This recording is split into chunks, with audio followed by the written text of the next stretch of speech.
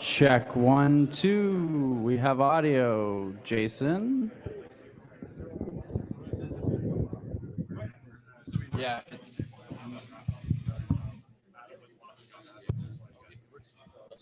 I'll just turn it off.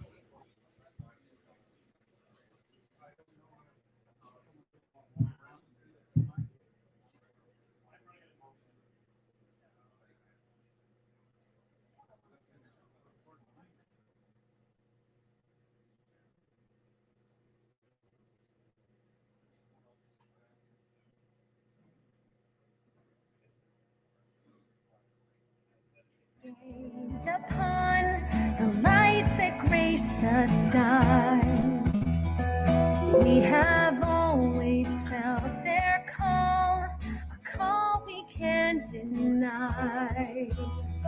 And when the darkness of the night made us fear that hope was gone, we have chosen to believe, we have always carried on.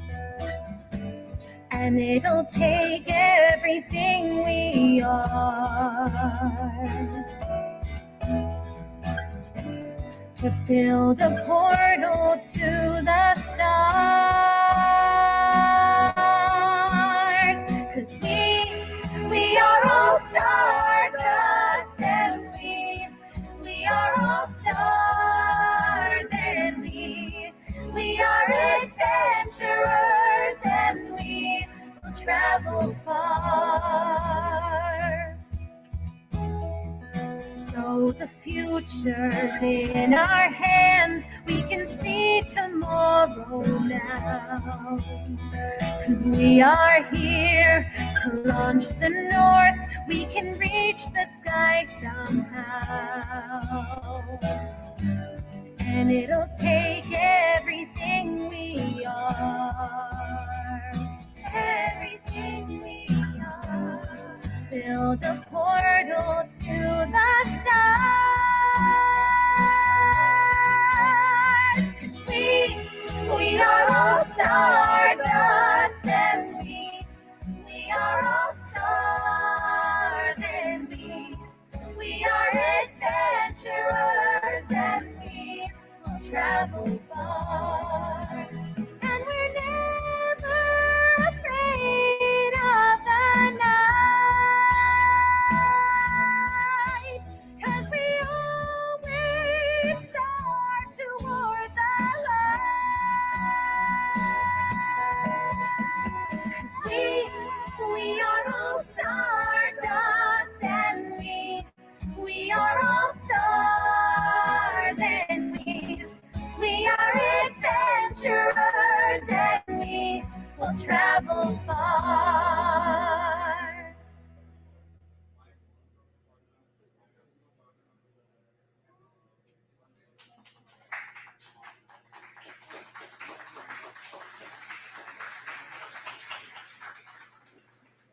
Bonjour, greetings everyone. You know, there's no denying that in recent years, space exploration and space travel have become of paramount importance to the evolution of humanity. Different nations are racing to lead the way in space sciences, and Canada's no different. That's why it brings me great pleasure to be here to talk to you about this unprecedented event taking place in Northern Ontario. This event will help Canada lead the way and is aimed at providing incredible opportunities for all Canadians to explore, connect, and learn about space. This event, of course, is the Stardust Festival, hosted by the Stardust Alliance, a nonprofit festival taking place between August 1st to August 6th in beautiful Cochrane, Ontario. Stardust Festival's mission is to celebrate and promote our Indigenous culture, raise awareness to mental illness, and to establish a hub for the Canadian aeronautics, aerospace, and defense industry to connect with Indigenous and rural Northern youth. Industry leaders like NASA, the Canadian Space Agency, Lockheed Martin, MDA, and Blue Origin, to name a few, sharing their stories, struggles, and triumphs to inspire our bright Canadian youth during the festival.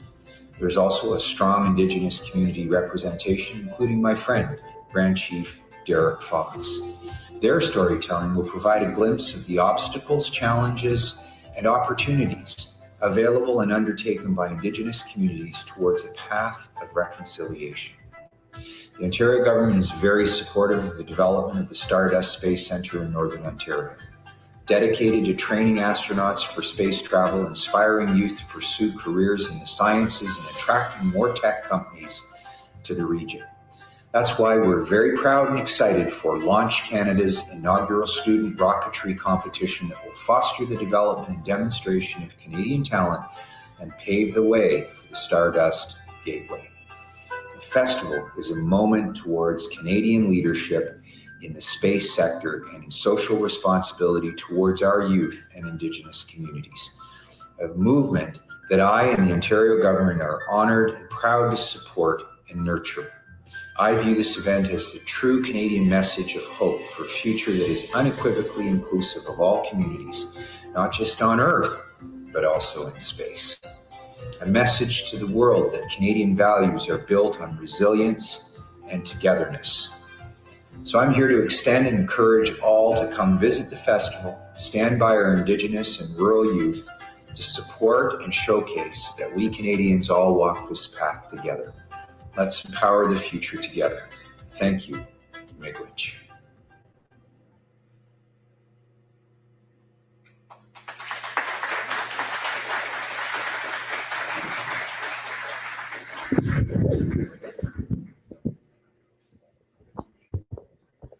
Hi, everyone. Thank you so much for being here. I really, really appreciate this. Means the world. This would not be possible without the incredible people that are here today. This is teamwork, and I mean, we're really showing what Canada can do. I'd like to start with acknowledging that we're on the traditional and ceded territory of the Taquatagamu First Nation. Wonderful people that have been very, very resilient and really helpful in inspiring the youth and making this a possibility as well. Following that, though, there's like just so much people that I never thought would be coming to Cochrane, and this is happening. I mean, it's like a big birthday party. But honestly, this is really going to show the whole industry and that to the world that things are possible even in the smallest of communities. It's a message of hope, and it's really something that we are doing, even if we have to like really figure out a lot of stuff on the fly sometimes, not sleep very much. Unfortunately, I'm bad at that. But at the end of the day, I really, really appreciate you all being here. And this will also inspire our Indigenous and Northern youth. And I really look forward to seeing all the rocketry. And I really thank Adam for like for following up with my idea of launching rockets in the middle of the forest, even though there's a lot of trees and probably a lot of people that want to murder me in this room. But like I told Adam, Bob Ross loves painting trees in the north, so that's kind of my fault. But I really hope you enjoy the festivities.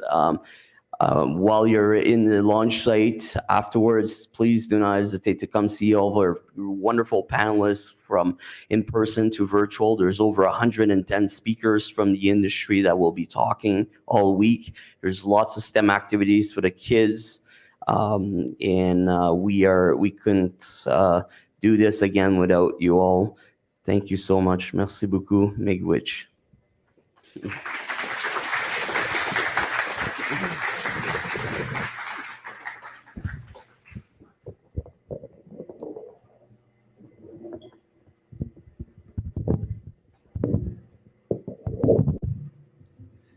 Okay, can everyone hear me all right? Awesome. Okay, well, first of all, I've got to say a really big thank you to Jason Michaud from Stardust.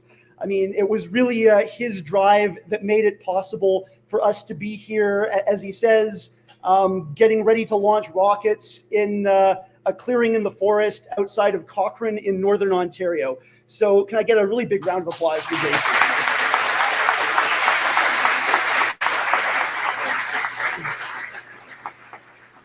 All right, so and thank you, Jason, and thank you really to the entire community of Cochrane for welcoming all of us to your beautiful part of Canada and making all of this possible. So welcome everybody to the first ever Launch Canada Rocket competition. Man, it feels good to be able to say that because as many of you know, we have been working for a really long time to make this possible. It's been a lot of work. We had a pandemic in the middle of it all. But now after all of it, it is so exciting to be able to welcome all of you here and be with you here for this week of the first ever Canadian rocket launch event. This is only the beginning, and of course, we are looking forward to continuing to grow this going forward. But there can only ever be one first time for something like this. And so to everybody here with us in this room and everybody joining us remotely, thank you all for being part of our first time doing this.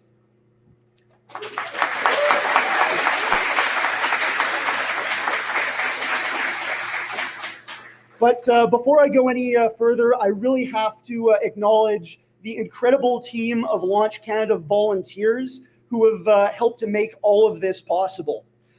You can recognize them by their very official looking dark blue shirts. And so if you see them around over the course of this week, be sure to thank them for their help.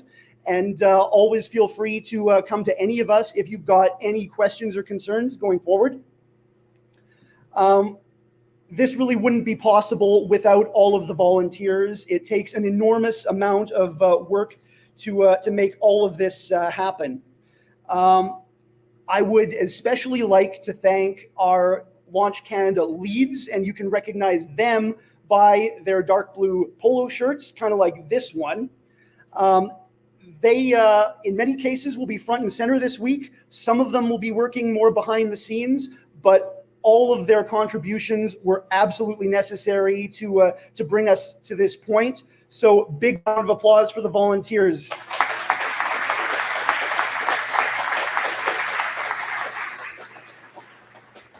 So there are a few of our leads in particular that I would like to be able to acknowledge because they have been absolutely instrumental in all of this.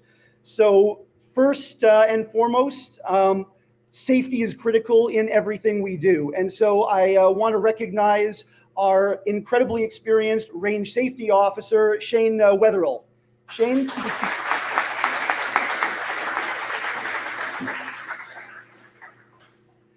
Assisting Shane on the safety side, we've got our directors of launch safety, David Bueller and Dan Steinhauer.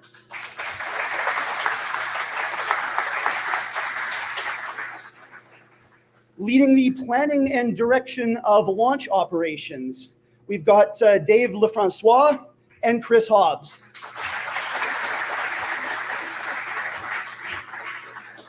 Coordinating our recovery operations, we have our recovery director, Paul Shepherdson. There's Paul.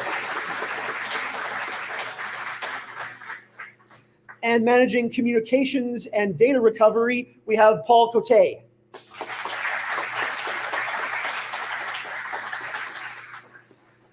But there's more to an event like this than just the launch.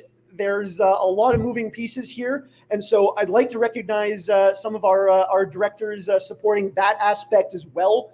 On the overall event side, we've got Balin Mower and Matt Ho, our logistics leads, who have been coordinating the entire event.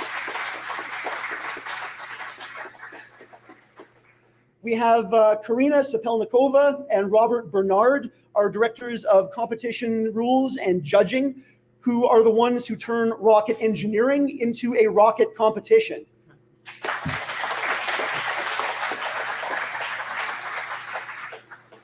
We've got Zach Harrison, who's our conference director.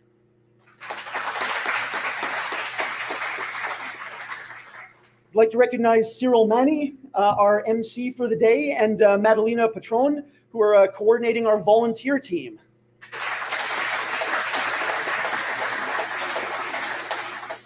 We have Ariana Kresniak heading up our sponsorship efforts. And though unfortunately he couldn't be here this week, I'd also like to recognize Marc-André Chartrand, our media director, who has been involved with Launch Canada from the very beginning.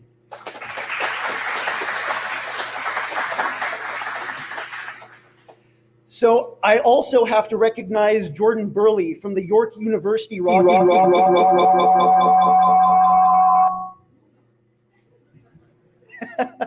All right, we'll try that again. I want to recognize Jordan Burley from the York University Rocket team. Jordan spent about 8 hours a day, 7 days a week for 2.5 weeks in my garage in the middle of the front lawn, helping to machine and weld together our 4 awesome new launch rails. This would not have been possible without Jordan's absolutely superhuman efforts. So a huge, huge thanks to Jordan.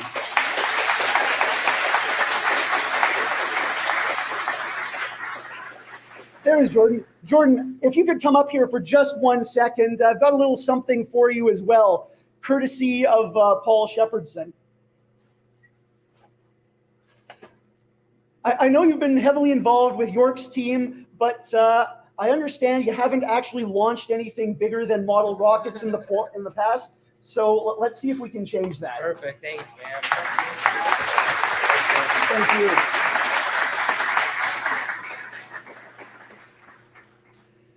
But of course, while we've kind of emphasized the cooperative and team spirit aspect here, but this is also a rocket competition, and it wouldn't be a competition without awards.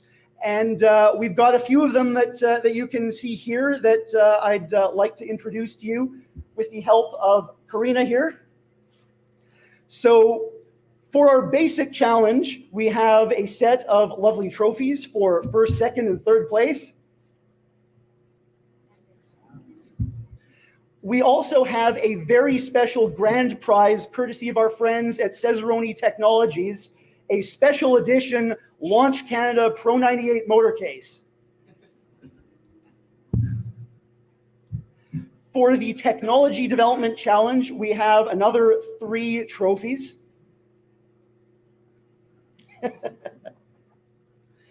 We also have some cash prizes. So we've got $3,000 for the first place winner of the Technology Development Challenge, $1,500 for second place, and $750 for third place. Then we've got our Advanced Challenge. This is for teams doing advanced work with propulsion, including multi-stage and student-built hybrid or liquid propulsion systems. We've got trophies for these. And like with technology development, we also have cash prizes of $3,000 for first place, $1,500 for second, and $750 for third. I also want to recognize our friends at the Canadian Space Society who have contributed a $2,500 prize for our payload challenge, and Paul Cote is going to be acting as our lead judge for payloads. On top of that, we have a couple other fun awards for people. The first one is our Spirit Bear Award.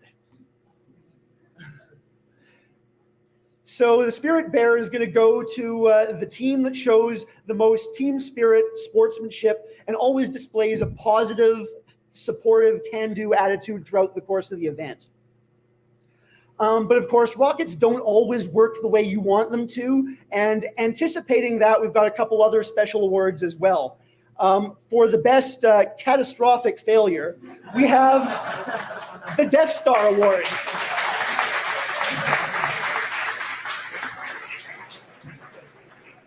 And of course, we're not in the middle of a desert here, so we, in addition to having to deal with trees, there are a few small bodies of water in the area.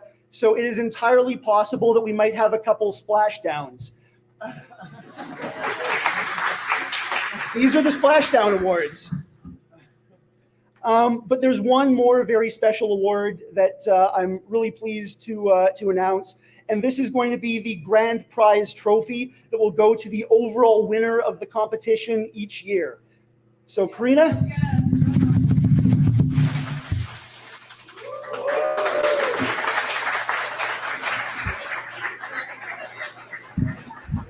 Yeah, careful, careful with that. Awesome. So the winning team will have their team's name inscribed onto the trophy each year. So we're looking forward to making this an ongoing tradition. So a lot had to come together to make all of this possible, but I think it really all comes down to one word: vision. We all know that rockets have not historically been a big focus for Canada. We've had our space technology niches and often convinced ourselves that we couldn't possibly branch out beyond them.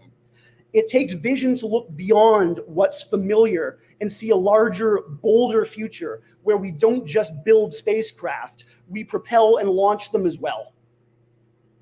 To all of our rocketry students, it took vision for you to decide to build big, complex rockets and propulsion systems, to build teams and draw more people to this challenging area of engineering. Even in parts of the country where few opportunities have traditionally existed. It took vision and a lot of resourcefulness for all of you to get here to Cochrane, to take part in this brand new competition.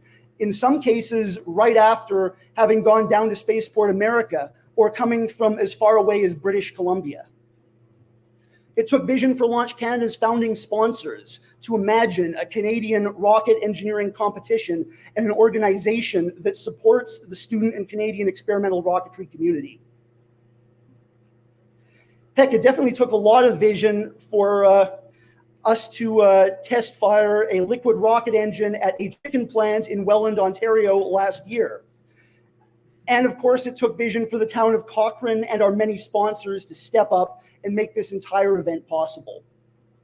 So in a whole lot of ways, it really was the vision of an awful lot of people who brought us to this point. So thank you to all of you, the visionaries, who not only saw what could be possible, you took action to make it real. And to everyone else, it is never too late to show some vision yourselves. I hope this week might inspire you to join us as we ensure that our shared vision will only continue to grow, embrace, and create more opportunities for even more people. That's how we build a future that's better, bolder, and more inclusive than the present. So on behalf of the entire team, welcome to Cochrane, welcome to Northern Ontario, welcome to Launch Canada, and let's launch the North.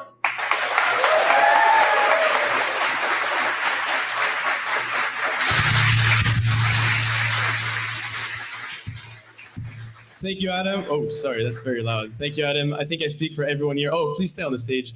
I think I speak for everyone here to say that I'm very motivated to be here, but this would not be possible without you. Having vision, like you mentioned, spearheading this competition, spearheading this initiative, and creating this community to allow all of us to bask in the glory of rocketry. I really want to thank you. And Adam does not know about this. This wasn't planned. It's not on the schedule. But all the volunteers have gotten together and have voted to offer an award, a volunteering award. And we're all here because of one person and because of one vision and one person that embodies this vision. And we'd like to thank Adam and give this award to Adam to thank him for his work and enabling us to be here in Cochrane today. So congratulations, Adam, and thank you very much. Thank you.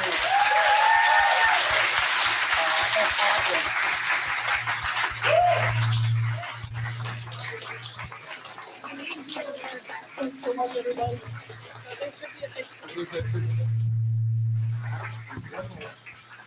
So there's a plaque and there's also a larger award, and the award will be named after Adam Chumpwork here and will be a yearly award to support volunteering at Launch Canada. So 100 years from now.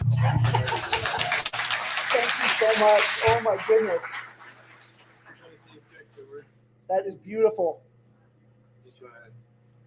Wow, I don't know what to say. This is incredible. It's been a ridiculous amount of work making something like this possible, especially when we started doing this, there wasn't even a process in place for Transport Canada to approve experimental rocket launches, and here we are now. So it's been incredibly rewarding doing this in spite of the lots and lots of lost sleep. And it's really all of you students and all of the volunteers who support this, who make it so worthwhile. So huge thanks to all of you. This is really about you guys.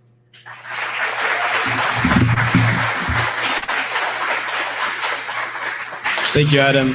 Thank you. So my name is Cyril. I'll be the MC for this conference, and I will take a little break. We will start the official conference at 9 a.m. So I think we have about 15 minutes, and we will start by a presentation from MLS right after. So thank you very much.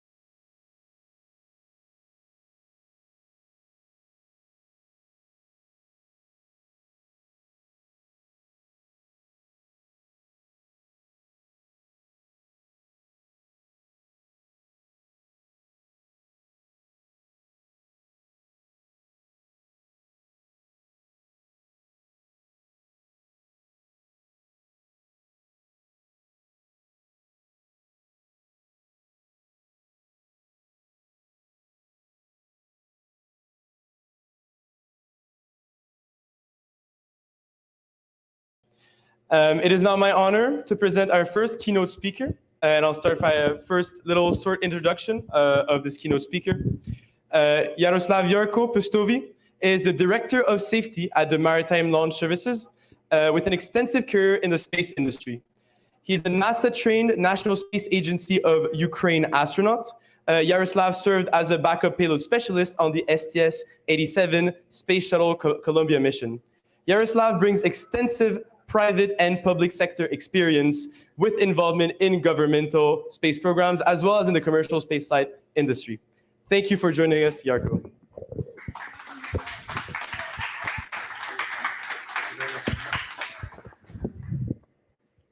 Morning, everyone.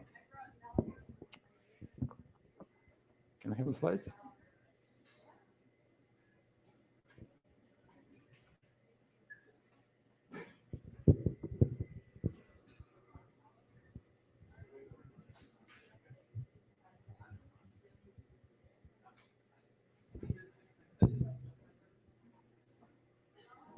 Is it well seen? You guys can see it? Super. So my name is Yaroslav Pustovi. Thank you, Cyril, for introduction. I am from Maritime Launch Services. This is the company that develops the first commercial spaceport in Canada. And the topic that I wanted to talk about today is what is space? What does it mean for Canada? Where Canada stands? What is our future as a nation in space economy? But before that, I just wanted to address one thing. You probably have seen there are a lot of buzzwords floating around, and one of those is called new space. So people throw it around: new space this, new space that. People have different definitions of new space, but this is how I see it. Does it work?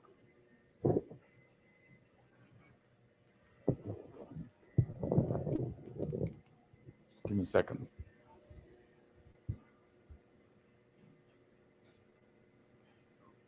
Oh, it's good. So what is new space? When you start saying, go to people and say, hey, I'm an astronaut, I was a part of space shuttle program, they get excited, but they say, what do you do now? I'm in new space. And the question is, so what happened to the old one? So what's the difference? And this is where you understand, okay, you need to start from the basics. So everything that was done before, this,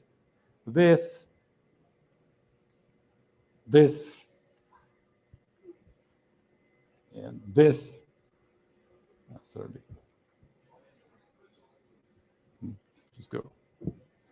This as well, and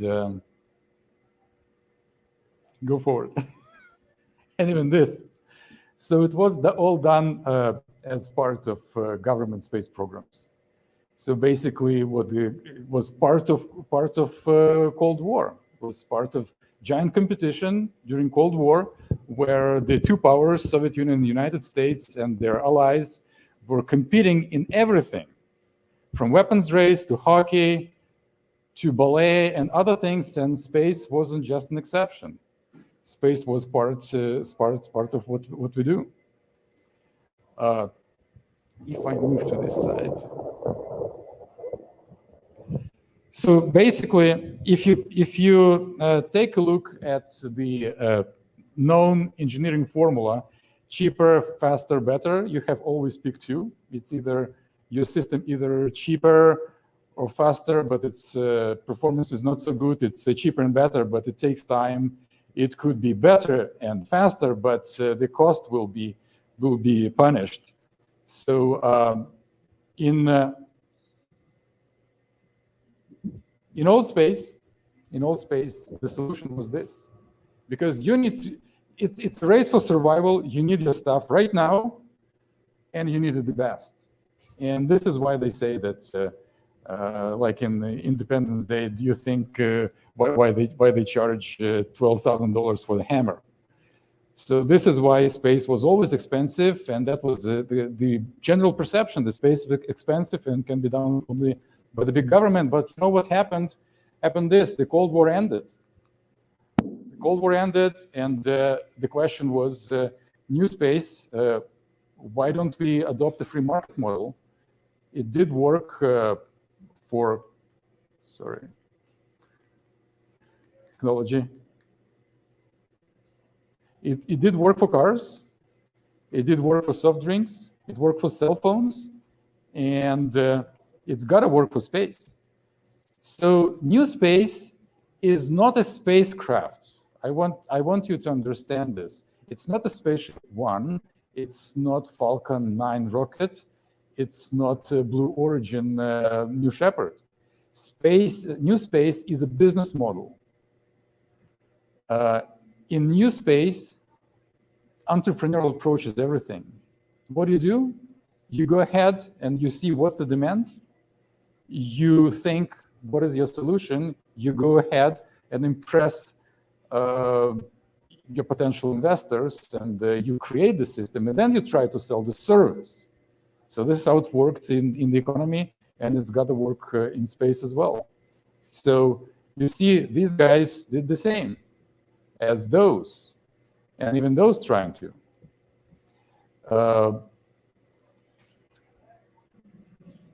So in new space, this formula is resolved differently. You don't pick it's either cheaper or faster or better for new space. No, you make this decision upon what is the deciding factor. It's your profit. Every time it's different, and this is challenging. So new space, again, is a business model. This is where it's actually going right now. People are asking me once, who do you think is going to first land on Mars?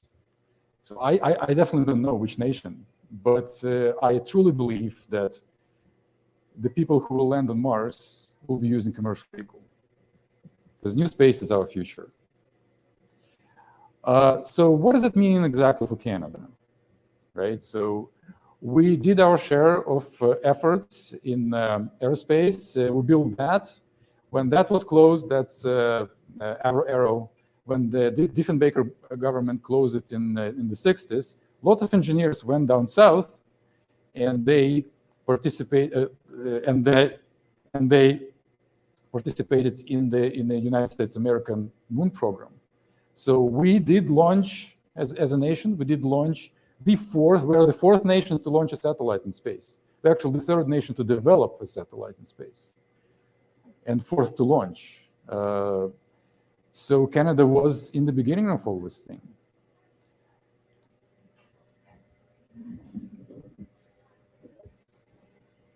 So it's not everybody knows, but when the moon lander, the first moon lander landed on Mars, the first part to touch the ground were landing pads that were made in Canada. So we can arguably say that Canada is the first to the moon. We also built Canadarm, and we used it a lot during the space shuttle program. We built it for the space station, and here's the Dexter. So what we see here is the pattern that Canada is always part of space program, but Canada is always looking into building a part of some endeavor. Is it, for example, landing pad for the moon lander? Or it's a Canadarm for the space shuttle? Yes, it's important, but it's just a part of space shuttle program. The same is on the International Space Station. So what truly needs to happen for Canada is to be able to do other things. We also did that. Keith here, from my colleague from Canadian Aero, as well as Dan Steinauer, they recognize this picture. This is, I think it's circa 2004 or 5.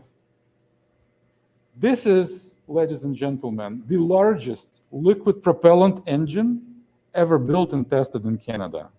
This is the legacy V2 replica engine that theoretically produces 25 metric tons of thrust. So that was done by the team of volunteers who were competing at another competition called X Prize back at the beginning of 2000s. But we as a nation did this as well. So we do have potential for larger things. So what do we need to do to be a complete spacefaring, to have a complete spacefaring capability, to be truly spacefaring nation?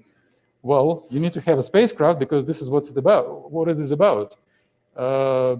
That's the end goal, right? You send a spaceship or a satellite or some other payload to the orbit and beyond. But for that, you need to have your launch vehicle. And this is, as what we know, is right now in developing in Canada, and you are also part of this process. And also you need a spaceport, because you need a place where to safely and reliably launch your vehicles in space. So I would like to introduce my company, Maritime Launch Services. And what we're building today is a Spaceport Nova Scotia. Spaceport Nova Scotia is located in the province of Nova Scotia. You can see the location here. It's nearby the community of municipality of this district of Guysborough or town of Canso. It's a perfect spot for launching orbital rockets. Those of you who know how it works will immediately see, if you take a look at Nova Scotia at the globe, that Nova Scotia has large swath of water from 45 degrees inclination to sun-synchronous orbit. And there's nothing else beyond that but water, which is great for safety when you're launching rockets. If you take a look at any spaceport around the globe, you will always see why they build where they are built. Basically, they are built to allow safety distances for stage separation, for estimation of casualties, and many other things. And actually, Nova Scotia makes the best location for launching vehicles in entire North America, and that includes United States and Mexico as well.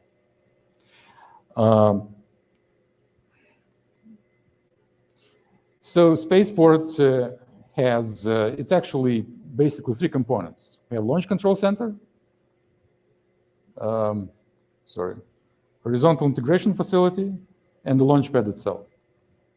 So Launch Control Center is the center where the launch mission control team will work on pre-launch activities, on launch itself. This is also going to be a center of like a visitor center, visitor complex with interpreter center for visitors, where people could come and see the technology, get acquainted with the role of Canada in space. But again, main purpose of this structure is to serve as a launch control.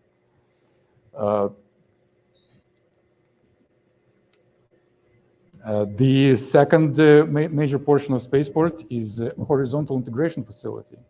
This is where the rocket is being delivered, the launch vehicle is being delivered as separate stages, and the fairing, and the spacecraft is also delivered. This is where it's assembled, where the second stage of the rocket, of the vehicle, is fueled, integrated with the launch vehicle, and then launch vehicle is moved to the launch pad using a transporter.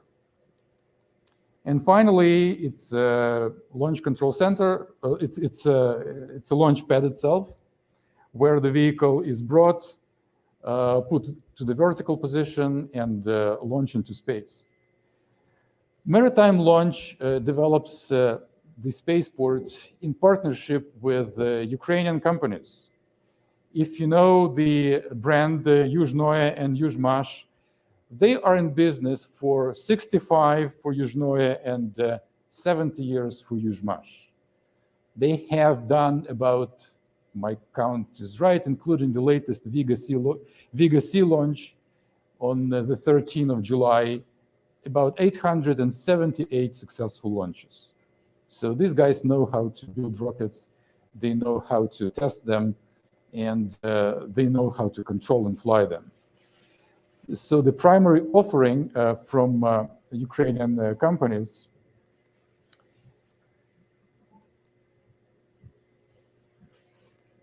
is a Cyclone frame vehicle. Can go back one slide.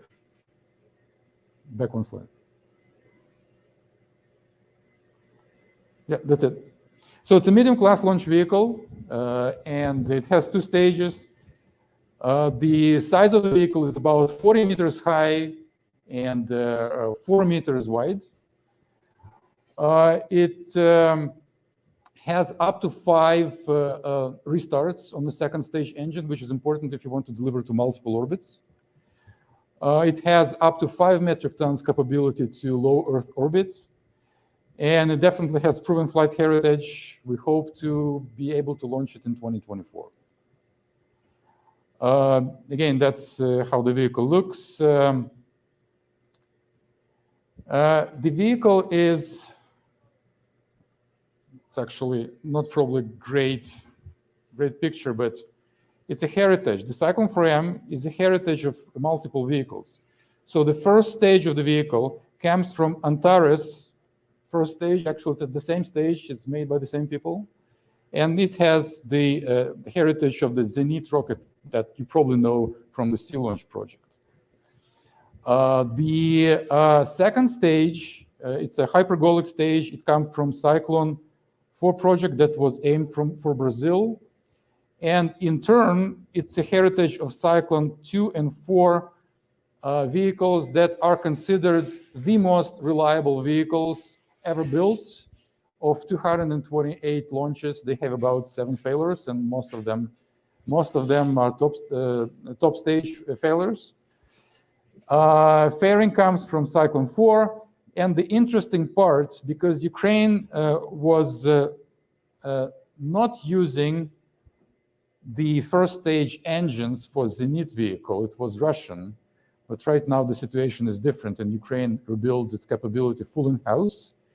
So Yuzhnoye Design Bureau adopts the second stage engine from Zenit that was manufactured in Ukraine to be the first stage of Cyclone 4M. This is the biggest technological effort that is being undertaken now, because you know what it means. You have to change the nozzle, and with nozzle you end up changing the whole combustion chamber. But again, the technology exists, and this is what our partners in Ukraine are busy with right now. This is how the first stage looks. Again, this is RD870. It's a new engine, but also an old engine, and it's clustered in 4. And the cluster of those 4 engines is called RD874. They are powering Cyclone 4M. So just to give you perspective, the weight of the vehicle is 260 metric tons, and the thrust that is generated by the first stage is about 320 metric tons, if I remember correctly. The second stage is a hypergolic stage, is driven by the first stage is kerosene and LOX, and the second stage is hypergolic. Unsymmetrical dimethylhydrazine and dinitrogen tetroxide. I know I'm preaching to the choir. You all know the rocket basics and why we're still using hypergolic fuels. Are actually several reasons. First of all, it is only with hypergolic fuels that you can have reliable restarts. And this is primarily why hypergolic fuels are used in the second stage. With the hypergolic fuels, you don't need ignition. The substances ignite on contact. And this is why practically hydrazines, both UDMH and MMH and the pure hydrazine, they still used all over the industry. You take a look at any more or less developed spacecraft, it will turn out it uses hydrazine. So We're not exception. We're using it for a second stage, and with the use of hydrazines, we can achieve multiple restarts and be able to deliver spacecraft on different orbits on a single flight. Again, payload fairing is a really good accommodation because it provides, it has just under 4 meters diameter for internal volume, and it's up to 9-meter high, allows to pack several satellites and to deploy the whole constellation in space.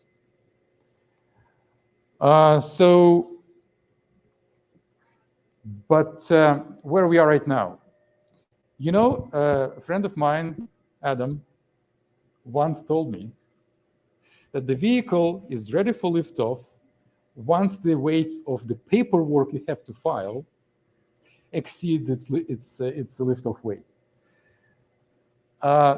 Building spaceport and building actually launch capability, it's not just rocket science. Rocket science is a cool part of it. It's where you get in, it's a lot of work, it's a lot of excitement, a lot of burned midnight hours. But you still need to make sure it is safe and it is according to all the regulations that are set in our civilization. We're not doing it in the middle of Mars. We're doing it on Earth. So this is why we need to comply with all the regulatory standards, with all the regulatory rules that are add to the mix are still being developed as we speak. This is where the most of our effort was, for example, for the past year. So we accomplished environmental compliance with the environmental assessment in the province of Nova Scotia. And right now we are finalizing the conditions that will allow us to start construction of the spaceport. The second thing, as I already mentioned, the first launch of Cyclone 4M is planned for 2024. And actually, I hope to see you there to see this rocket go up. But we are not just doing that. I can tell you that our immediate plan is to work out the regulatory procedures, the path, to be able to launch a first vehicle. It's going to be a suborbital vehicle from Spaceport Nova Scotia in the near future. So hang on for the news, and we are going to start launching hopefully much sooner than 2024. So again, coming back to the question, future of space in Canada, I can tell you, because in my mind, it is you. You need to tell me what is the future of space, where you see yourself, where you're going to put your efforts. Are you going to still continue building rockets? Are you going to be building satellites or data processing stations or anything else? This is you. You need to understand this. You are it. There's nobody else. Only you can give us the answer how space in Canada is going to look like. And Launch Canada is definitely one of the major parts of it. So my final word of not even advice, I don't think I need to advise you on making your choice about your profession. Just keep pushing, be persistent, and you will conquer the stars. To finish my presentation, I would like to bring my colleagues here, and please hear their words.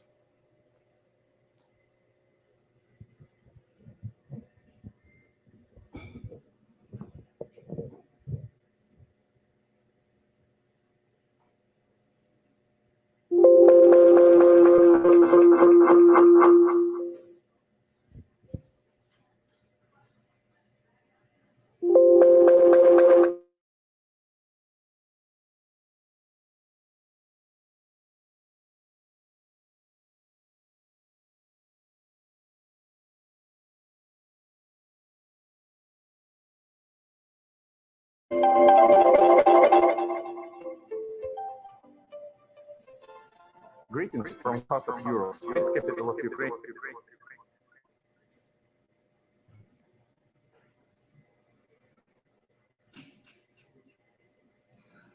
I hope the rockets will fly better.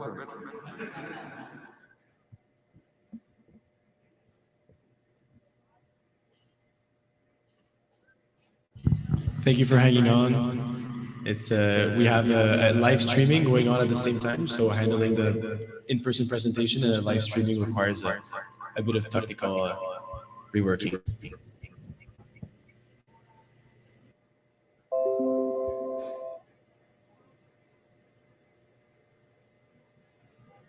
In the meantime, maybe we would have some questions for Yarko here. Yes, please. Anyone in the audience would have some questions lingering on their minds. Wait 1 second. Thank you. Thank you for your presentation. It was very nice. If I understood correctly, you're from America, like you spent some time in America, right? Yes? I spent a year in America because I was with Ukrainian Space Agency, and that was a joint program, joint flight on the space shuttle, STS-87, Space Shuttle Columbia. A Ukrainian astronaut was flying on the space shuttle, and they selected two of us. And I was a backup, as they say. I was the one broken leg away, but here I am. I was just going to ask, is there a reason why you decided to make the spaceport in Canada as opposed to the United States and continue your career here? It wasn't me. It wasn't me up to decide where a spaceport is going to be. I was already Canadian by that time. But I know that the team that was looking for a home for Cyclone 4M vehicle, basically, surveyed about 13, if I'm right, 13 places around North America. And Nova Scotia was the best location. You know what? In real estate, they say location, location, location. That's true for spaceport. So what does it mean? Well, first of all, you've seen it's a great range of inclinations. Great place to launch from to get where you want. If you take, for example, even the Cape Canaveral, it can mostly launch westwards. They do pull some of the sun-synchronous orbits, but I still don't know how they solve the E sub C issue with casualty estimation. But anyway, for example, again, from Florida, you mostly fly eastward. From California, from Vandenberg, you can only basically fly either westward, which is not so good, or a little bit retrograde to hit the sun-synchronous orbit. But in CANSO, you can both fly to the east, you can fly to the International Space Station, and you can fly on polar orbits and even to sun-synchronous orbit. This is where lots of market is. So again, location one. Second, it's North America. The infrastructure is developed. There is a seaport, there's an airport, there's the road structure. There is a there is a great talent pool of educated and skilled labor force. The support from both the local community and the province and on the federal level was always astonishing. We were just blown away how people greet us on all the levels of the government and in local community.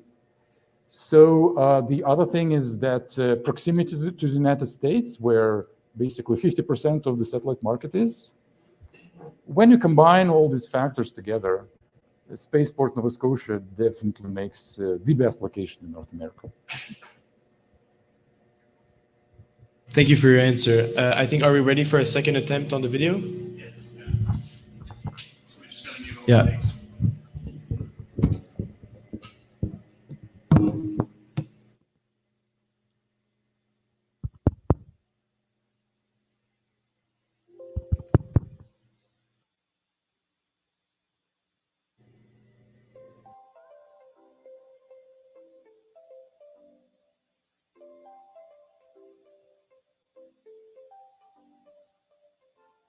Greetings from the heart of Europe, space capital of Ukraine, Intermission. I would like to participants of the launch candidate.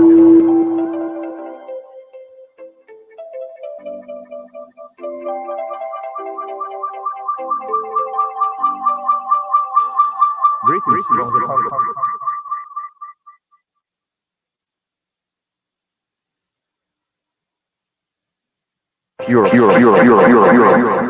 On behalf of United States Design Office, I would like to greet organizers and all participants of the Launch Canada Challenge. Productive dialogue has been established between our company and Maritime Launch Services, which creates the first in Canada commercial spaceport in Nova Scotia.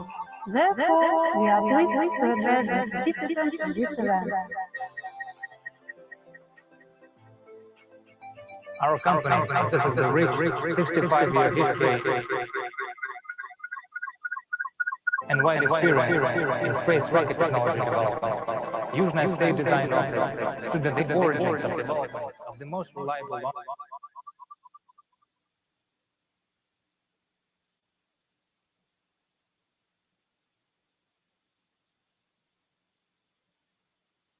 Okay. So we're going to continue with the questions. If anyone else in the audience has a question for Jarkko. Yes, on the right here, Mathieu. I'll bring the mic to you.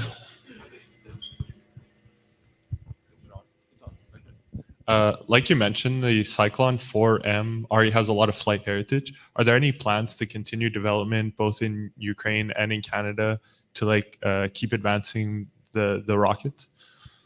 Well, technically speaking, Cyclone 4M never flew before. Its flight heritage comes from the parts of it. Like all the parts of Cyclone 4M were parts of other vehicles with flight heritage. So this is a new vehicle, and this is basically what's the advancement today is. Cyclone 4M is basically, it is what it is. Thank you very much. Thank you for your presentation, and thank you for the answers of your to our questions. Are there any more questions for Jarkko here? Yes, ETS. Here you go. Yes, I was wondering, is it the horizontal vehicle assembly building? Is there a reason that they chose horizontal instead of vertical for the assembly? Practically all vehicles in the, let's say, the Soviets and Ukrainian school, like if you take a look at all the vehicles that the Soviet Union was always working on, and Ukraine, they were always choosing the horizontal integrational scheme. So it's basically whatever the best. To add to it, it's much more difficult, again, in my view, to build the standing structure than the laying down structure, because of the heights. And take a look at the vehicle assembly building at the Cape. That's an engineering marvel, and that was built to house the Saturn V. The way that the Ukrainians do it is horizontal assembly, and then transportation to the site, and then putting it vertical. Imagine yourself if you have long distance between vehicle assembly building and the launch pad. Transporting it vertically, I think, poses much more risks than if you would just do it horizontal and then put it vertical once it's in place. Thank you. So I'm having information from the technical team that we will attempt to make it work during the break, and then right after the break, we'll play the video and include it in the live stream. Absolutely. So thank you very much for your time, and thank you.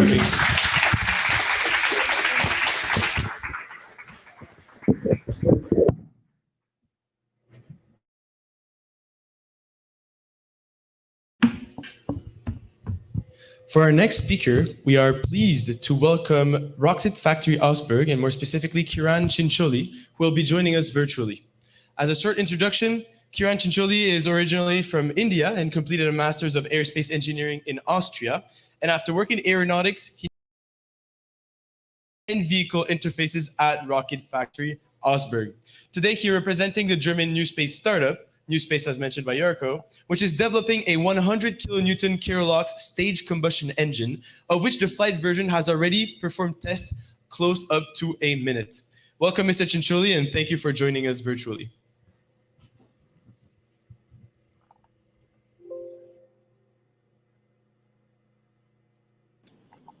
Hello, good morning. I hope I'm audible to everyone here, the audience. We can hear you, we can't see you just yet. Okay, because I can see myself on the screen here.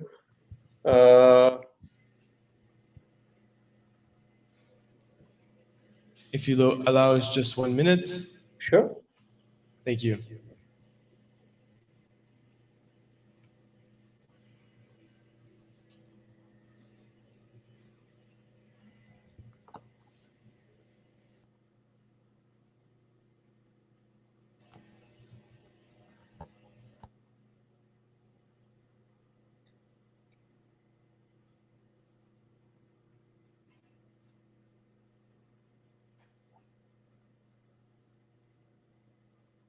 Okay, we can now see you. Okay, sounds good.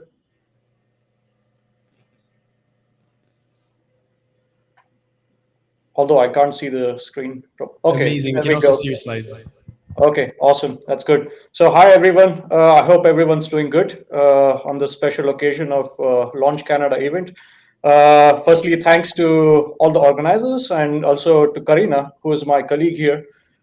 She invited me for this opportunity, and I'm happy to present some basic stuff. I don't want to get people bored by talking too much about safety and things like that. I just want to make some interesting comments on what we do here at RFA, based in Augsburg in Germany. Then I want to just run through a couple of slides on safety in launch vehicles. That's mainly the topic I'd like to highlight today. Alrighty, so what am I going to talk about today? So it's just about RFA, what we do at Rocket Factory Augsburg, and then I would directly jump into why we need safety in launch vehicles. How does safety in aerospace industry look like? Some comments to go around on ground safety and flight termination system. This is like the basis for all the safety operations in launch operations. And then finally, I'll talk about the launch risk mitigations, and then the floor is open for all the questions. So what do we do at RFA? We build rockets. That's pretty obvious from the statement RFA, Rocket Factory Augsburg. So we are one of the first launch new space startups in Europe. And we are developing a three-stage system to orbit with about 1.3 tons to LEO, low Earth orbit. The cool part about our vehicle is as you see, it's a three-stage vehicle with three distinct factors. One is the propulsion system. So we use stage combustion technology, which will just transport more payload, and it's much more efficient. We use stainless steel structures to make our tanks, which are cost efficient. And then we have also an orbital transfer vehicle, or you call the kick stage, which will make sure your payload is delivered to the right orbit and the right inclination. So these are the basis for RFA. And we also have composite structures for our interstages. But as I said, these are the three main things about the whole vehicle. So our recent success was we tested our flight-like development engine for 74 seconds. You can see the video. I've just put in the link there. Really beautiful and nice engine, worked perfectly for 74 seconds of cumulative duration. So hopefully by end of this year, we'll be able to do our integrated stage test, and by end of next year, we want to launch. And this is the comparison of our vehicle with the Starship. You can see our RFA first stage, which is on the left side, and Starship on the right. And they're pretty much close, but it's not as big as Starship, of course. But the essence is the same. We use stainless steel structures because they are really cost efficient, and they are easy to work around compared to composite vehicles, Composite needs a lot of tooling, a lot of processes. With stainless steel, it's a bit more easy and hands-on. Alrighty, so I'll directly jump into the topic on safety in launch vehicles. So why do we need safety? I'm sure most of us have had a couple of encounters in their everyday life or at work on things not going according to the plan or getting hurt. It could be a small accident or it could be something large, but there are always risks when you work in like startup environment or in general any operational environment. And why do we need safety for that? Well, you need to make sure you avoid casualties because you don't want people to lose their life. And we have to mitigate risk that could cause a big potential damage to the surroundings. So this is why safety is very critical, and it will make our life and world a better place to live and work. I've read somewhere that more than 95% of the fatalities and accidents are all according to human errors. So you can design the best rocket, you can design the best airplane, but if your rocket or the airplane is not safe enough, then it's not good enough. So that's why safety is very important. And aviation and aerospace industry in general looks into a lot of safety aspects. And that's the reason you don't really hear people getting killed on an airplane very often. It's because aviation and aerospace industry make sure all the procedures are in place and it has the highest safety standards and regulations. You're more likely to be harmed by your pet than flying an airplane. So thanks to all the regulatory authorities like FAA, CAA, EASA, they form the basis of all these certification standards, and these help the public to make sure that your flight is safe. So I've been working in aviation industry and aerospace for quite some time, and the focus on safety is right from the beginning. So I have designed airplanes before which could hold a couple of people, and the first thing what you think about is, okay, I have an airplane, I have to design the system, but most importantly, how do I ensure the safety of the passengers and the safety of the pilot on board? What are all the redundancies I need to have, and so on and so on. So safety and reliability is the top notch, is the gold standard in aerospace industry, and all the engineers have to go for it. And I can repeat the statement again, and also from the previous statement, you could have the best rocket on the planet, you could have the best airplane on the planet, you could have the best launch site, but if your rocket and if your vehicle is not safe enough, then you will never get the permission to launch. So the process of getting from development of the rocket to testing them is actually a great achievement. But in order to launch, that's the real hard work, and that's the real hard deal. And that's when systems engineers and everyone have to come into the play and make sure everything is communicated and focused well in order to launch. But in spite of all these safety standards, there are situations where things don't go according to the plan. And you see some of these pictures I've highlighted.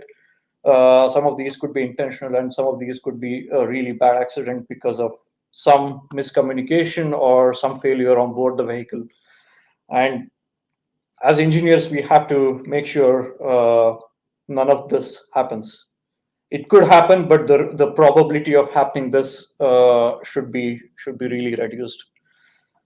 And that's why I want to focus more on the launch vehicle side, because we are a rocket community here, and on the aviation side, it's a bit different.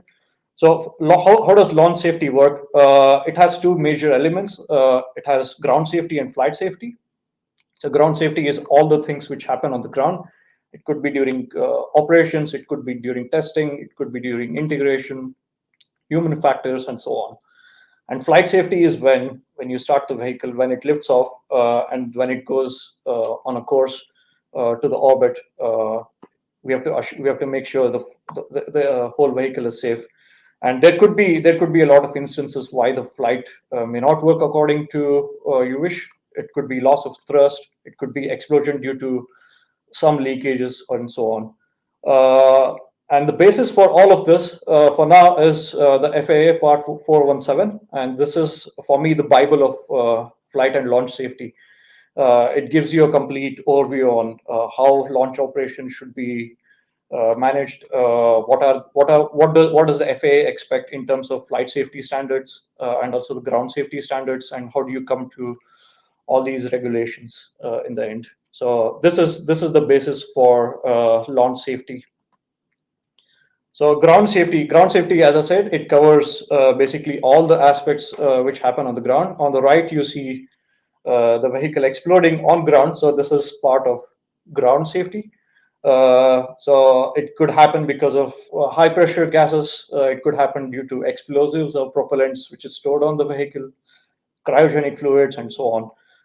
The impact of all of this is, of course, the public around the pad, the people around the pad, the infrastructure, and the environment. So so this is all related to the launch site. You need to mitigate all the risks, and we need to, as an engineer, we need to draw boundaries on what the vehicle can do and what the vehicle can't do. And you have to think about all the failure modes in which the vehicle could fail and what are the consequences of this when it fails.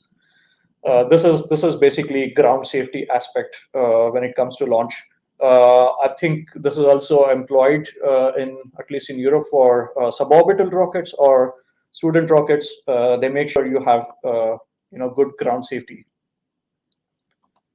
And then you have flight safety. This happens, as I said, anything on course of the trajectory. It could happen due to a failure of a faulty system or deviation from the trajectory or any of the failures. The consequence of this is, as you see on the pictures, some stages or some debris falling near the public, and this could affect the local life. It could result in some casualties. And all this is part of flight safety. Debris, hazardous fluids, infrastructure, environment, and all of this. So before you launch, you need to provide a full flight safety analysis of your vehicle. You need to account for several things on what could go wrong and what if things go wrong, how can you basically mitigate the risks. And so flight safety is, as I said, major topic, but in order to enable flight safety, you have flight termination system, and this is the safety system which will enable the flight safety. And this is basically used in case the vehicle, let's say, goes off course for whatever reason. It could be due to loss of communication, it could be due to some anomaly, and this in turn results in potential risk to the vehicle. So as you guys might have seen in a lot of cartoons, there is a big red button. When you press the big red button, the vehicle explodes. So it is kind of the same. Also on the launch vehicle side, you have one big red button operated by a guy and he presses it, or it could be a complete autonomous system which will self-destruct the vehicle. So there are different strategies, and there are two strategies here I mentioned. One is flight termination and other is thrust termination. So flight termination can be either from ground, as I said, a big red button, or it could be autonomous. And right now the industry is moving more on the autonomous side. This results in complete destruction of the vehicle. Or you could go for thrust termination, where you just cut off the thrust of the engines, either by several means. And this is typically used in Chinese and Russian rockets. It could also be used. FAA 417 also accounts for thrust termination in case you want to do it. So there are rules on how and when you can do the thrust termination. Redundancy and reliability of FTS is the prime importance, because this is the one system which has to work, and there is no chance that there is a problem in it. So it goes through rigorous testing, it goes through rigorous qualification process, checks, and so on and so on, and only then the system is on board the vehicle. And as I said, this is by far the most complicated system on the rocket. You can make your rocket as beautiful as you want, But if it doesn't have an FTS, then I would say launching the rocket from any spaceport is going to be quite a tough job, or even the regulators might not even approve the vehicle. So yeah, FTS is the safety system which will enable all the flight safety.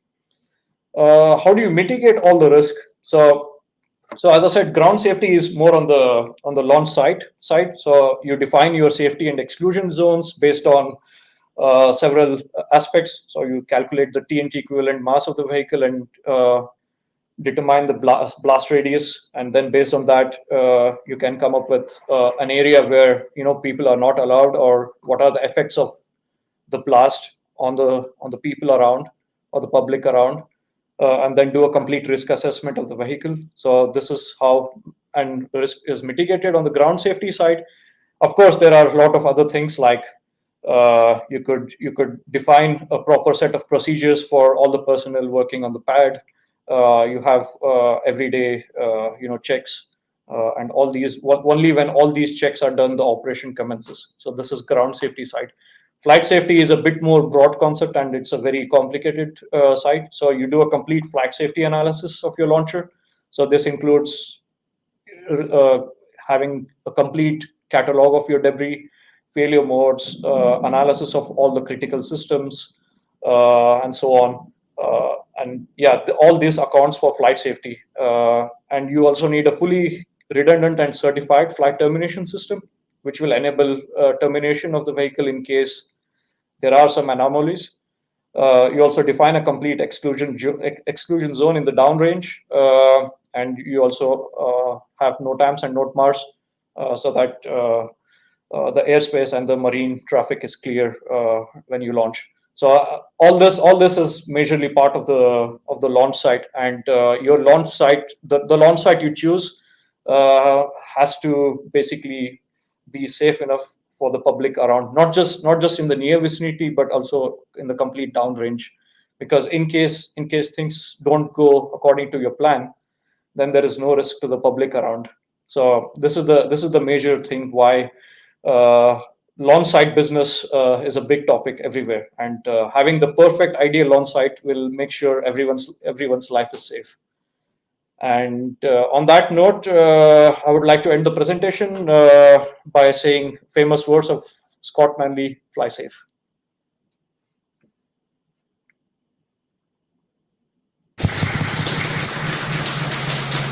Thank you for your presentation. A little bit of feedback.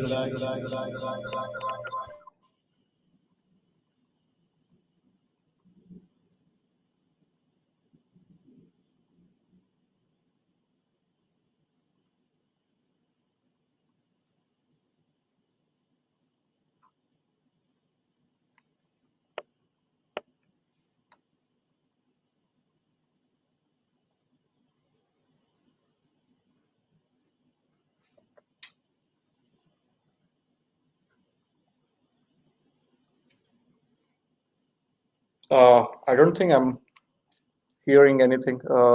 Is there a audio problem by any chance?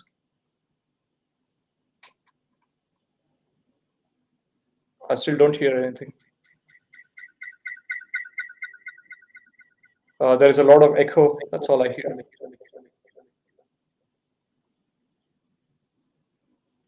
No.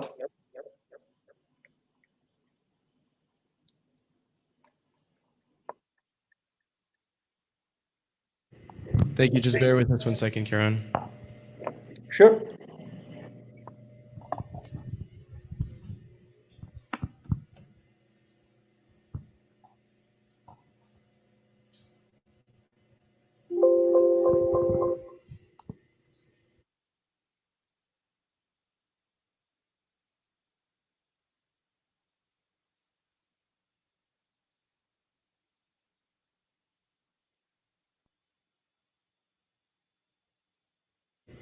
Can you hear us? Yes, I can. Okay, awesome. So I'll just repeat my question. The thriving European satellite launch market is seeing more and more startup launch companies join its ranks. What, in your opinion, and in the technology RFA develops, make Rocket Factory Augsburg gain its edge on competition? Yeah, that's a very nice question. As I've highlighted before, the three elements of what the entire RFA is based on is our propulsion technology, which is stage combustion engine, which will make sure we have more payload carrying capability. We use stainless steel structures, which are quite cheap to manufacture and quite easy to work with. We can produce a ton of them at let's say 1/3 the cost of the entire composite tooling. And then you have the orbital transfer vehicle, which will make sure your payload reaches the right destination. And basically, these are the three main things why we think RFA will be the leading launch vehicle. To lead on another question, Yes. As someone who originated from India and now works in German rocketry, can Canadian students follow the same path as you in Europe? And do you have any advice for Canadian students that would be interested in an international aerospace career? Oh yeah, absolutely. We have a lot of Canadians actually working in RFA. There is Karina, who is propulsion engineer for the last 2 years. We have also a lot of engineers and interns who are from Canada, so it's definitely possible. RFA is a very international environment. We have people from around 30 countries, and there's absolutely no problem for Canadians working here in RFA. My only advice is you can apply online, and we are looking for a lot of people who can support and make sure we launch the rocket by end of next year. Sir, are there any other questions from the audience today in Cochrane? If not, well, thank you very much for your presence and for coming and joining us today. And we will now go to C6 Launch Systems. Thank you for coming with us. Thank you. Bye-bye. So I'd like to introduce our next speaker, which is Saad Bin Khan from C6 Launch Systems. Saad Bin Khan is Director of Structures at C6 Launch Systems, which is a Toronto-based small satellite launch startup. After working in additive manufacturing and composite materials in the aerospace industry, he co-founded C6 Launch Systems in the objective of providing a dedicated launch service to payloads up to 30 kilograms. Thank you for joining us, Mr. Khan. Glad to be here. Can you guys see my presentation and screen okay? Yes, we can. Oh, got some feedback there. All right, great. So the presentation is on the Hadley engine test that we did early last year. So it's titled System Integration and Engine Test of a 22 kilonewton oxidizer-rich stage combustion engine. A bit of background on the company. We are looking towards developing a small launcher towards 30 kilograms to a nominal 600 kilometers. This a little bit. We are now offering equatorial launches from our Brazil site as well. Just some boring stuff before we continue. This presentation contains no information controlled by MTCR or ITAR. Hadley engine is introduced in the United States. It's also controlled goods from the United States. The engine itself is Cat 1 of the MTCR regime, and all technical data is controlled by ITAR. And the ITAR compliance is maintained in coordination with C6 USA and all the legal stuff there. Moving on. The campaign objective for to verify the Hadley engine and basically do a acceptance test of the engine at C6, as well as validate components such as the engine controller, and more importantly, develop a partnership with Ursa Major and other groups. The engine itself is quite small, but it's a very powerful package. It runs on Jet A and liquid oxygen with a thrust rating of 5,000 pounds, fully relight capable, and a TVC system is included. It's basically a plug-and-play package bolted onto your rocket test stand or what have you, and it will just work. Just a size for scale, that is me meaning next to the engine. It's very small, but very compact, and I think this was right before we put it on. The test stand on our side was a iron burst system of the launch vehicle, so we had all of our valves and equipment in the correct places, and our vehicle software being tested on a hardware-in-the-loop system. All primary systems were represented mostly with commercial hardware, but we had some flight hardware as well. The exceptions were the tracking and guidance control, separation, and then flight termination systems, which were not required for a engine test. It's a fully self-contained system with propellant loading and unloading from the ground. Once we unload and decouple from the ground support equipment, it is a standalone system. Contrary to most test stands, it was a vertical tank structure instead of horizontal side-by-side tanks. This was to mimic the launch vehicle as close as possible. Development progress was quite rapid. We did not have much time for development. So the initial concept and project start was in June 2020. So it was just like a quick model mock-up of what we wanted to do. And that quickly morphed into 7 months of development later into a massive monstrosity of an assembly, which we were able to rapidly get done within 2 months of manufacturing, thanks to a number of partners and help from Spaceport America, which is our testing location, actually. So if you previously competed in Spaceport America in New Mexico, the Spaceport America's launch site is around here somewhere.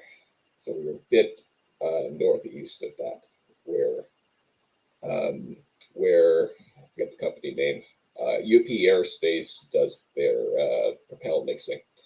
So we had our test stand in the concrete pad over here, but we had about 500 meters of safety distance for where our control center was, and that was a little bit more than the TNT equivalent explosion of our test stand, which was in the far corner here. The Spaceport America site has a permanent fixture that we designed and developed and left there for them to use with their other customers. So it's a vertical test stand capable for, I think we designed it for up to 10,000 pounds, and it is available for all their future customers to use. And it's currently not in use by us, but you may hear more in the future. In terms of design and the hardware, a quick system overview of the test stand is made of 3 main systems. We had our main test system, which included all of our avionics, tanks, power systems, and communication systems, and a engine frame system, which was for handling anything attached to the engine, as well as plumbing and fluid systems that the engine requires, and a ground station, which was connected with a wired and wireless connection.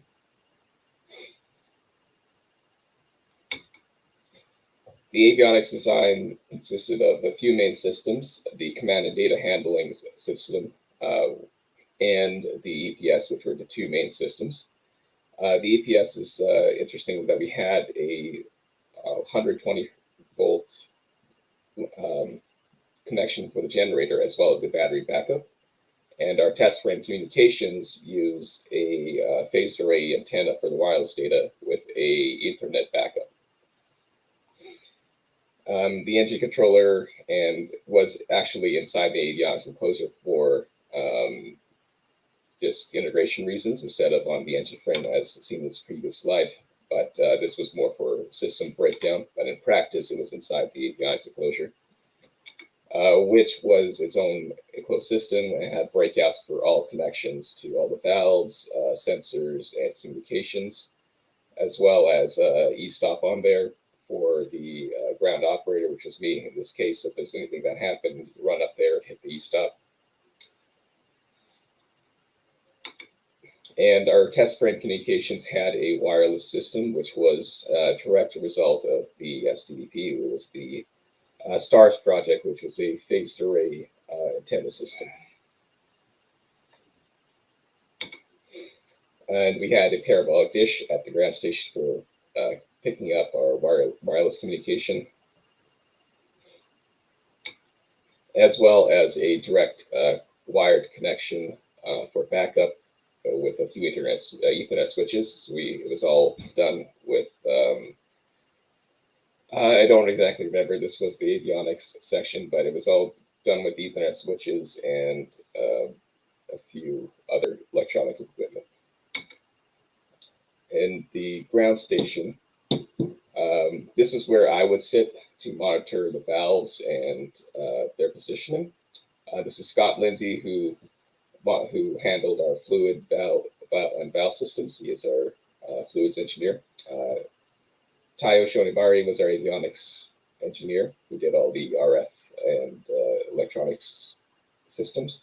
And then we have Tosif Sharif, who handled the software backend and monitored the system stability. So it was complete control of the test stand of every single possible configuration, and we had multiple redundancies and wired and wireless connections with a separate wired e-stop for everybody. And the ground station GUI was quite well done, and we had full data going back and forth between the GUI and the test stand. Similarly, we have our fluids controls here. And moving on to structural design. So the full structural analysis was done in ANSYS. You can see the model of the test stand here. This is very important to do because of the vibrations that are done by the engine onto the test frame. And it's actually a major issue having your frame resonate with the engine. It could cause major failures. So the tank was modeled with a combination of shell and solid elements, and all the frames were modeled with 1D beam elements. Everything was assembled with constraint equations, so the welds were simulated with constraint equations with the same stiffness as a welded joint, and the whole system was constrained at the legs just to simulate the stand sitting on top of the engine frame. The fluid mass, you can see that in the red, this red mess here was modeled with a single point mass that was distributed across the tanks with constraint equations. And similarly, all the other weights for plumbing equipment and the other frames are these little dots here, which are remotely connected to the frame with constraint equations. Just to go back to this again, it was reduced to a simple beam and shell element to reduce the analysis time, as vibration and modal analysis is quite computationally expensive. But the fidelity remains quite similar. The completion resulted in 6 modes, which were quite higher than what the Hadley engine would output, and it was deemed sufficiently safe enough in terms of vibration. For reference, the first vibration mode was 30 hertz. The earthquake is about 1 to 10 hertz, so it was quite rigid. The ultimate test was actually shipping this from Ontario down to New Mexico, and the roads aren't quite good, and we only had a few bolts shake loose, and most of our fluid connections were still done up tight. We only had like 2 loose fittings at the end of it. The last thing that had to be analyzed was the LOX tank design. This was because we had a stacked tank. You can't really stack a cryogenic tank very well because of the contraction, and the solution was to do a sort of a leaf spring that's attached to the tank, so the whole tank would shrink inwards. And to do this, we modeled the filling as a transient thermal analysis and found that the 4 leaf spring tank was the best in terms of complexity of manufacture. And just to mention, the final oxygen tank was covered in cryogel just to reduce the heat loss. Now on to test operations. Here are some pictures of the engine frame, which includes the propellant loading and all the equipment for the engine, and the test frame. in 2 parts that were shipped together. We had to use a crane to attach it to the test stand. And once the engine frame was in place, the rest of the system would get bolted on top and all the fluid connections would be interfaced. So this is Daniel in the cabin. He was supervising the installation of the engine frame, and there I am helping out by supervising. And finally, on to propellant loading. You see that this is a full tank, and we're blowing out liquid oxygen through a dip tube that comes up the top there. And because we were loading like this, I think we had about a ton of propellant in there. We had to swap quite large dewars, and because of the back pressure, we had to have the oxygen tanks pressurized so we could fill a bit faster. This was done with a helium tank connected to the vent port on the dewar, and this speeds it up a lot, so we could empty a dewar in about 5-10 minutes. The whole fill procedure took us about 45 minutes by the end of it, once we had the learning curve down. It was mostly just swapping the helium tank from one dewar to the other and swapping the lines. In the future, we may use a manifold system to prevent that and cut down a lot of fill time. Originally, instead of the dip tube, we had some strain gauges and load cells, but that did not work because of the New Mexico wind picking up. It just caused too many reading errors. And cold flow testing.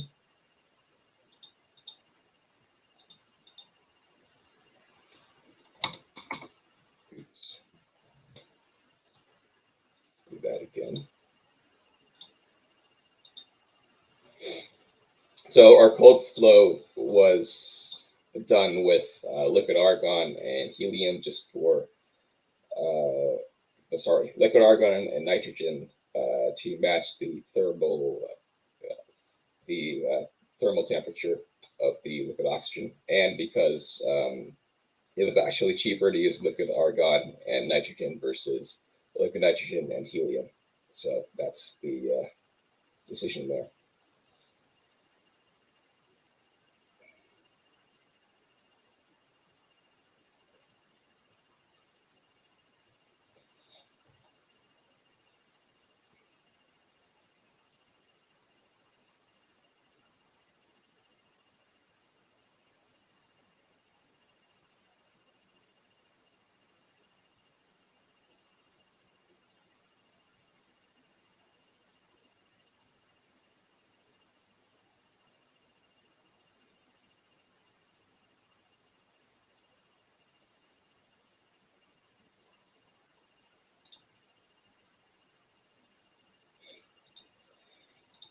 And we had our full engine test.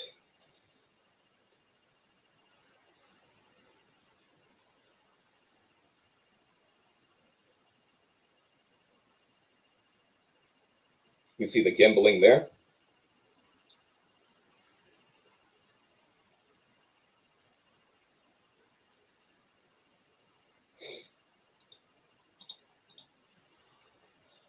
The test was deemed successful. We met all of our objectives for the test and improved the effectiveness of our very small team. We're going to continue to develop our vehicle and move on to a multi-engine full booster test in a few years, as well as going back to do a second single engine test in a year or so more recently. And that is to certify the Block 2 and do a few more tests regarding the long scale burns and a few other things that I can't really mention right now. That is it. Can I get some questions from you guys?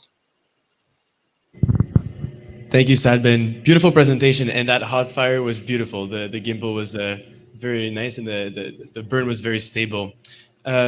So to start the Q&A, I do have a prepared question for you, and then we can lead to questions from the audience and the virtual audience. SpaceX Launch Systems is targeting to transport payloads up to 30 kilograms to orbit, which is historically a typical payload size. Could you give us more information on this specific payload market and what are the impacts on your vehicle design? Right. So we've done a market research, and we found that a large number of small payloads are not able to get into orbit, or they have like really long delays because of rideshare. And some of these payloads are actually not small. They may be low in weight, but they're very large in volume. So they don't fit into typical like CubeSat containers. And we're also identifying a few more markets in the low Earth orbit, particularly in equatorial as well, that require like rapid launch as well. So these are mostly like reconnaissance satellites and Earth observation. That makes a lot of sense. Are there any questions from the audience here in Cochrane? Or any online virtual questions? If no, I have a second question for you.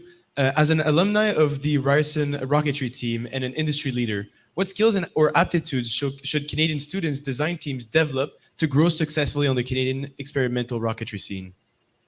Yeah, so the biggest one would be interpersonal skills. If no one likes working with you, you're never going to get anything done. That's a big one. The second one would be management. That's something that I learned through a trial by fire. When I inherited the team with after my second year, I was basically the whole team was dropped on us, and we had no money. So we had to learn how to manage a project well and set deadlines and resources. And if you can't do that, you're going to trip over your own feet. All the technical stuff you'll learn just by doing stuff in the team, and you'll learn it at the industry level. Thank you. If there are no other questions, we will be going on break now. We are planning on coming back at around 10:50. So thank you so much, Sadbin, for your time and for being with us. And hopefully other people, if they have more questions, can go on your website to have answers to their questions. Like I mentioned, we're going to take an about 20-minute break, come back around 10:50, where we'll be able to play the video presented by Yarko a little bit earlier. So starting contrasted to the schedule, we're going to start back 10 minutes earlier to allow time for this video to be presented to our live stream audience. Thank you very much, and see you in 20 minutes.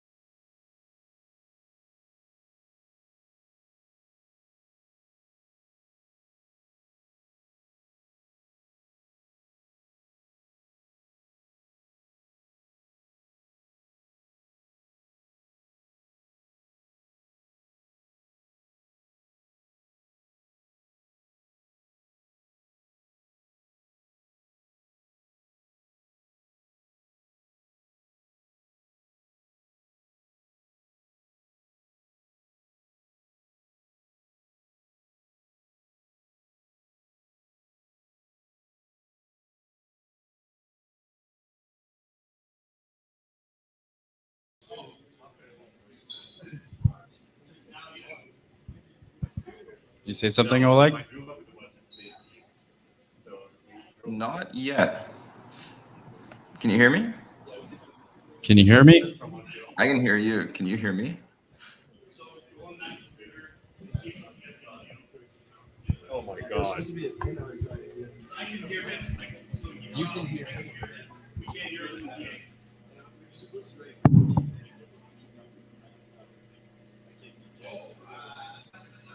Howdy, partner.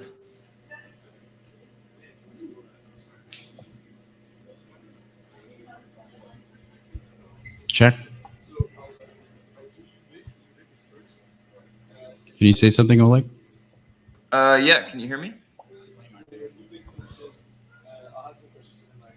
Try again.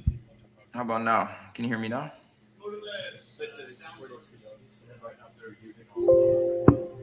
Did you hear that? Did you say something? Yeah, I was just asking if you could hear me.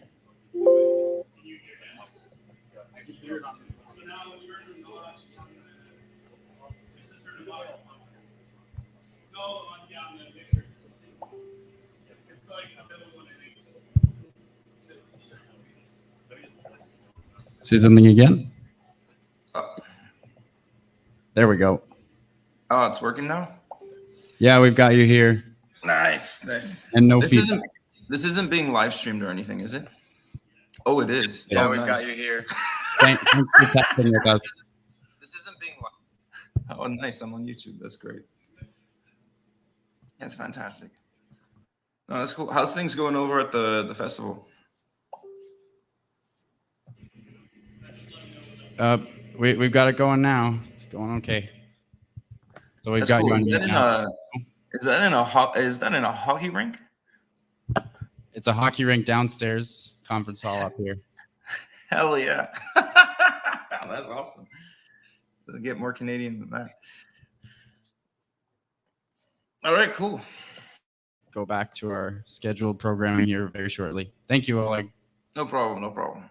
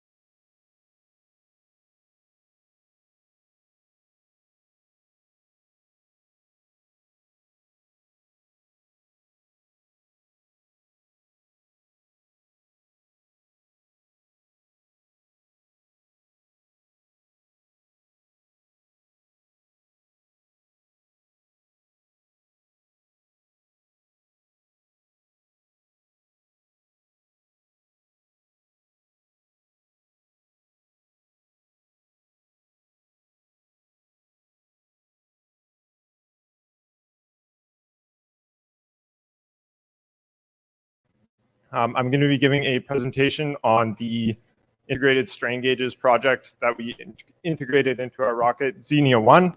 As you can see from the title, a lesson in implementation and iteration.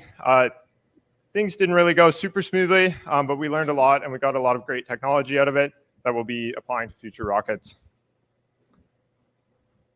There we go. Okay. So the motivation for this project, basically when you're launching your rocket, you're concerned about the loads during flight. And one of those loads is the bending. So the way we model our rocket, our upper fuselage in this case, is as a series of masses connected by springs. And so each mass is essentially it's a concentrated mass in the fuselage that may be bulk or a packer or maybe a telemetry system in the nose cone. And so those are our masses here. And in Xenia 1, we have 3. And the springs that connect them, those are the fuselage. And so as you're flying those masses around due to drag and inertial forces and that sort of thing, and these masses move around, and that causes these springs to bend. And again, that's our fuselage. So we want to know how much rocket is bending during flight so that we can properly design our fuselage to handle those loads. So we make our fuselages out of carbon fiber and fiberglass. It's laid up on a mand, so you essentially take big sheets of dry carbon fiber fabric, soak them in resin, and wrap them around an aluminum mandrel. And sure, you could just lay down 30 layers of carbon fiber. Your rocket would weigh 50 pounds just in fuselage, and it would survive every single flight condition you could throw at it. But we're engineers, so we want to, minimize cost, minimize weight, and spec our hardware appropriately. So we want to measure the stresses and bending in the fuselage so that we can pick the correct number of carbon fiber layers during launch. So the way we do that is with strain gauges. So as a lot of mechanical engineers and electrical engineers here know, strain gauges, they measure strain. But as a quick refresher, all they are is just a little piece of plastic with a conductive trace that goes back and forth. And so this is what it looks like. It's about the size of your fingernail.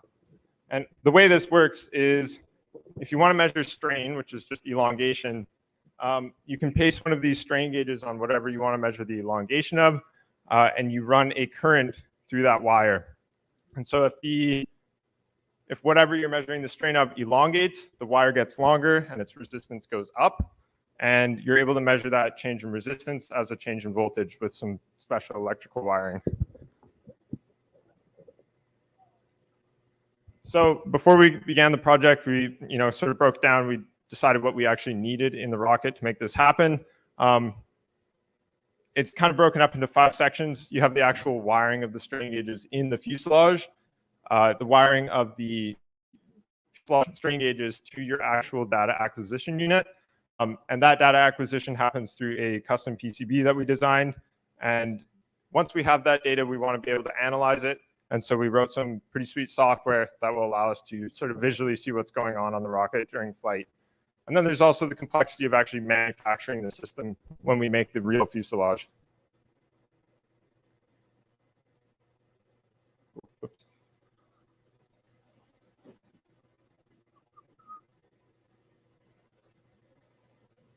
Oh. I might need a keyboard for this. There we go. Okay, we're good. Okay, so starting with the wiring, this was sort of the biggest challenge of the entire project. We had 12 strain sensors, so that means 24 strain gauges total because each strain sensor is a Wheatstone half bridge. All that means is that when you have a change in resistance of the strain gauge, you can measure it as a change in voltage. That means you have 24 signal wires, 3 power wires, 3 ground wires.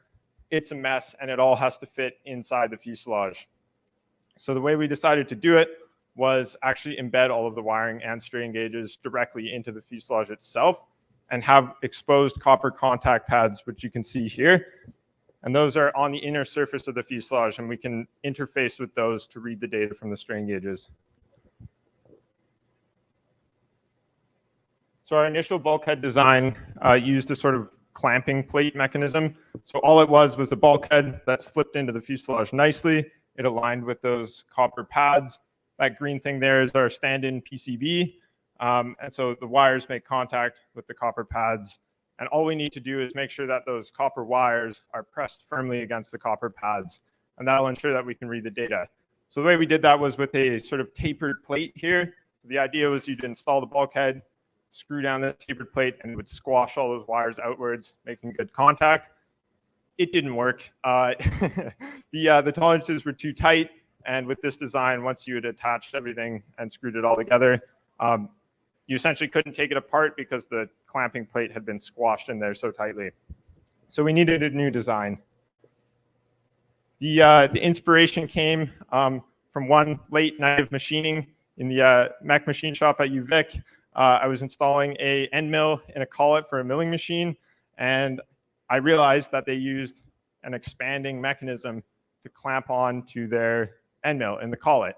So I was like, hey, that's exactly what we're trying to do. So I did it in reverse instead. So we have a collet, same system, slides into place. The whole bulkhead can go into the fuselage.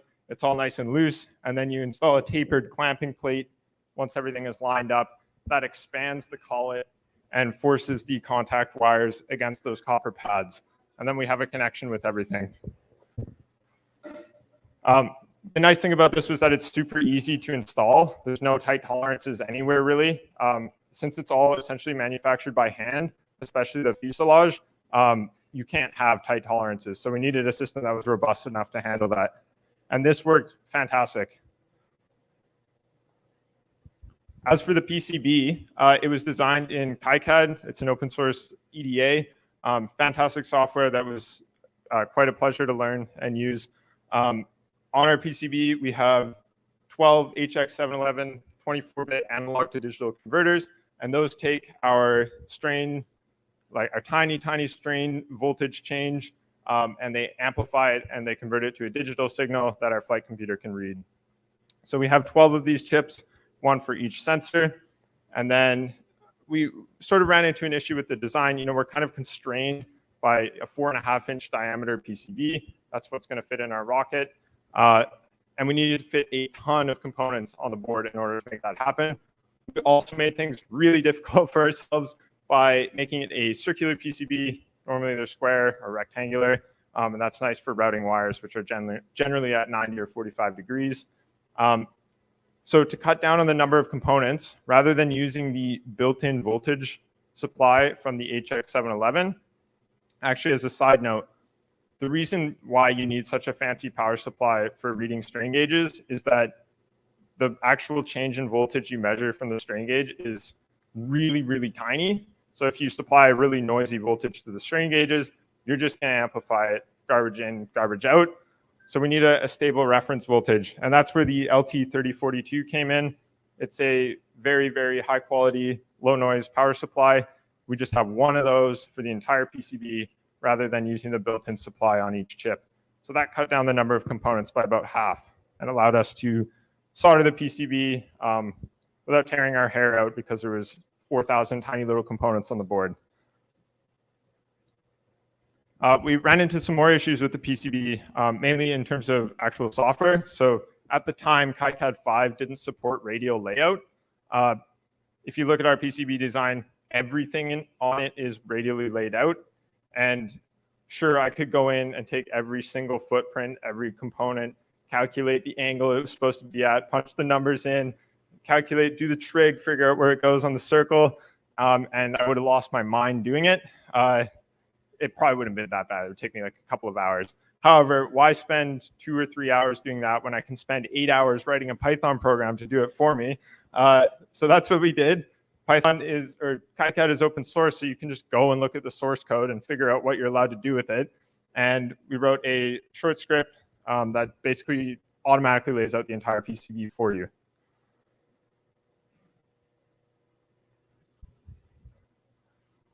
All right, so continuing with the theme of software here, we wrote some rather interesting software basically to help us analyze the data that we got. So from our flight computer, we're going to get gyroscopic data, altitude, barometric data, and then also acceleration in X, Y, and Z. and of course, all of the strain gauge data. So the way the strain gauges are laid out is in sort of rings at each spring in the fuselage. And so we want to measure the amount of bending. So we place them circumferentially around those springs, evenly spaced. And the idea with that was that if you measure tension on two opposing strain gauges, then you know that the rocket is elongating. If you measure tension on one side and compression on one side, then you know the rocket is sort of bending in that direction. And we wanted the software to reflect that, because getting your 36-column Excel spreadsheet with 25,000 numbers in it, not easy to understand what's going on there. So we wrote some software in Python. It uses PyQt, which is a GUI making tool that's cross-platform. And then it also uses PyQt graph quite extensively. That's how we get our rendering that you can see here. The reason we used PyQt graph rather than something traditional like Matplotlib for graphing is that this uses OpenGL as the backend. So it's probably 10,000 times faster, I'd say. You can hit plus over 1,000 frames per second in 3D rendering, whereas Matplotlib, I don't even know if you can do that even at 1 frame per second. So I have my software on the laptop there. If you use a 4-finger swipe to the left, or yeah, I might be able to access it here as well. Maybe not. Okay, well, I can come and adjust it for you.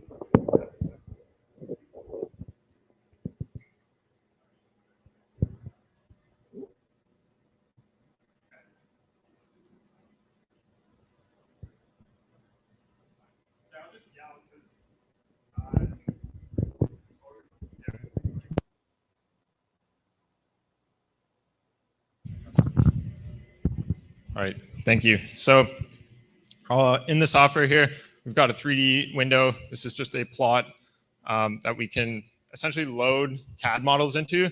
So I was able to convert the CAD models into STLs just like you would for printing.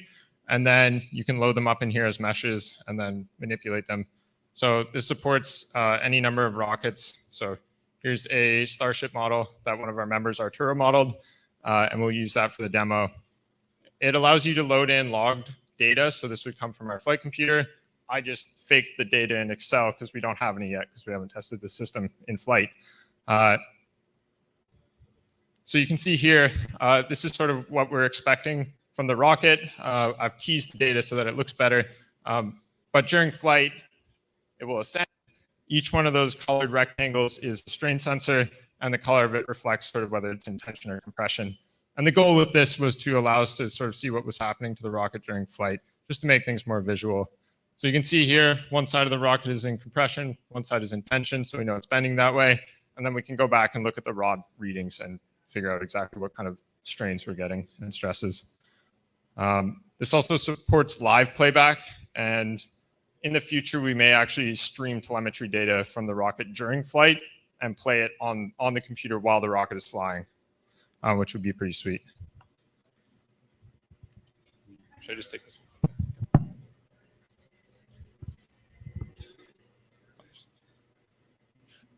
All right, so we have a system that is, in theory, fully functional. We've manufactured pretty much all the components, and now it's time to actually make the system. So it starts with layup. So that's what we call a fuselage layup. It's where you lay carbon fiber on a polished aluminum mandrel, and then when it's hardened, you pull it off the mandrel, and that's your fuselage. So we had to get our 30 or 40 wires onto the fuselage, or onto the mandrel, sorry, and then wrap our carbon fiber around that. So, we started out inside out painter's tape on the mandrel, and that allowed us to place all of our copper contacts and all our strain gauges, to which we were able to solder to keep things sort of organized. We used paper templates to help us lay everything out. So we take a flat sheet of paper, measure out where everything went, wrap it around the mandrel, and then we could use that as a guide. This is how we also avoided drill locations for bulkheads with radial screws, because we don't want to be drilling through a wire while we're actually making the fuselage. So knowing where those drill locations is absolutely key. Remember that for the future. We immediately had some issues when we were doing this with dangling wires. We had, dozens of wires all over the fuselage. that was going to be a nightmare when we were doing the layup. We were able to solve that with just some sewing thread that we wrapped all the way up the mandrel, and that kept everything tight against the mandrel. It also allowed us to adjust the wires just using a pair of tweezers around any drill locations. And as a final note, we just used some conformal coating on all of the exposed connections just because carbon fiber is conductive. Here's us. We started soldering everything at 2 in the afternoon. And, things were going well. And we're like, oh, okay, a couple more hours, we'll be ready to do the layup. At 11:30 p.m., we finished the soldering. And we were on a crunch. So we stayed there till 2:30 in the morning at the university making our fuselage. You can see how tired and happy we look that it's over. But it turned out really well, and we had a blast. Domino's Pizza made a lot of money that night. So here's the final product. So we've got our bulkhead, PCB. These are the actual manufactured components now. It all assembles super nice. On the left here, this was an initial test of the PCB, just some strain gauges on a piece of carbon fiber that were bending, and you can see just how sensitive they are. And I actually have the physical bulkhead here if anybody wants to come and look at it afterwards. So there were a lot of things that went wrong. As I alluded to before, it's important to know where your drill locations are. There were some holes in our fuselage that were not in CAD, and some holes that we were not expecting to have to add. And so once the fuselage was manufactured, we had to drill almost a dozen extra holes and ended up drilling through almost all of our wires. You can see here on this picture, a sad broken wire in the hole there. So we lost most of the sensors that way, and we did not have time to make another fuselage. Another issue we ran into was all of these wires wrapping around inside the fuselage actually created a bit of a Faraday cage, so that messed with our antennas a bit. It wasn't an issue for our telemetry unit because it uses a patch antenna on the outside, but our GPS antenna on the inside sort of suffered some signal loss. So we were able to fix that just by extending its cable and moving it below all of the wiring. Another annoyance we had was on the PCB, each chip used 2-wire communication, and we were able to sort of hack things to use half the number of wires, but that's another story. Next time, we'll put a microcontroller or something on the board or use I2C chips so that we can just have 2-wire communication with the PCB. There were a lot of things that went well. So even though the system isn't super functional on this rocket, we learned a ton. This call it sort of bulkhead design is going to be, I think, somewhat pivotal in UBC Rocketry's future, hopefully. What we're sort of envisioning possibly happening is we have an entire post and plate assembly, so bulkheads and posts in between, one long assembly for the upper fuselage, and rather than having dozens and dozens of radial set screws that are very difficult to get in the fuselage accurately, we'll instead just install the whole assembly, screw the collets on either end down, and it will clamp in place in the fuselage. We still need to test that, obviously. Another thing we wanted to do possibly was actually have all of our wiring between bulkheads be integrated into the fuselage using similar contact pads. So all the bulkheads would share sort of a cylindrical PCB, if you will, in the form of the actual fuselage. And so we're super excited about that. Another thing is that the PCB we designed is actually better than most of the commercial off-the-shelf ones that you can buy using that same chip because it uses a much higher quality power supply.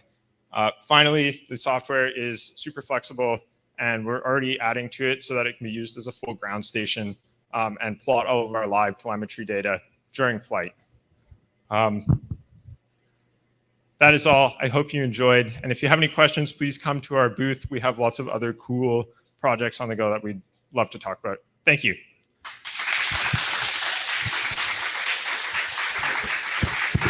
What's also great is we have time for questions now. So not only can you go at the booth later, but you can also ask some now. So are there any questions from the audience or the live stream audience at the moment? If none, I do have some for you. So depending on the strain results that you will obtain, what will be your approach updating your design in consequence? Sorry, what was the start of that question? So depending on the strain results you obtain from your airframe, how are you going to update your design in consequence? What is your planned approach to that? Yeah, thank you. That's a good question. So there's kind of two limiting features of a fuselage. One of them is bulkhead tear out. or radial screw tearout. So on our recovery bulkhead in the rocket, we experience a really, really high load during recovery. That's from the parachute inflating. And those bulkheads inside the fuselage are held in with set screws. And so one limiting aspect is how much force does it take to drag those set screws through the fuselage and tear it open? So that's one factor. And the other is bending. So we'll basically be able to see, is set screw tearout or is bending the limiting feature for how many layers we need on the fuselage? Another thing we'll be doing going forward with the data is updating our bending model. So our flight dynamics lead, Claire, created basically a hand calc bending model that is sort of the basis of the system for why we're creating it. That data that we get will allow us to verify that model. Thank you. That makes a lot of sense. I do have a follow-up question for you. You mentioned the location of the holes in your airframe is critical, and it's reasonable to assume that even if you move away from radial holes, you'll have some holes somewhere in your airframe or in a bulkhead. In the future, how do you plan on ensuring proper dimensioning and tolerancing of those holes? That's a good question. In the original design, so when we made the fuselage with the wiring, when we did the actual layup, we laid paper templates around that marked all of the drill locations. And since all the wires were held down with sewing thread, we could sort of gently adjust them around those drill locations. That worked great. We actually, I don't think, drilled through maybe one wire out of dozens and dozens of holes. The reason we drilled through so many wires was because the holes that we drilled through them on were the ones that were not in CAD at the time of manufacture. So we had no way to plan around them when we made it. Fantastic. Thank you for your answers. If there's no other questions, question in the back.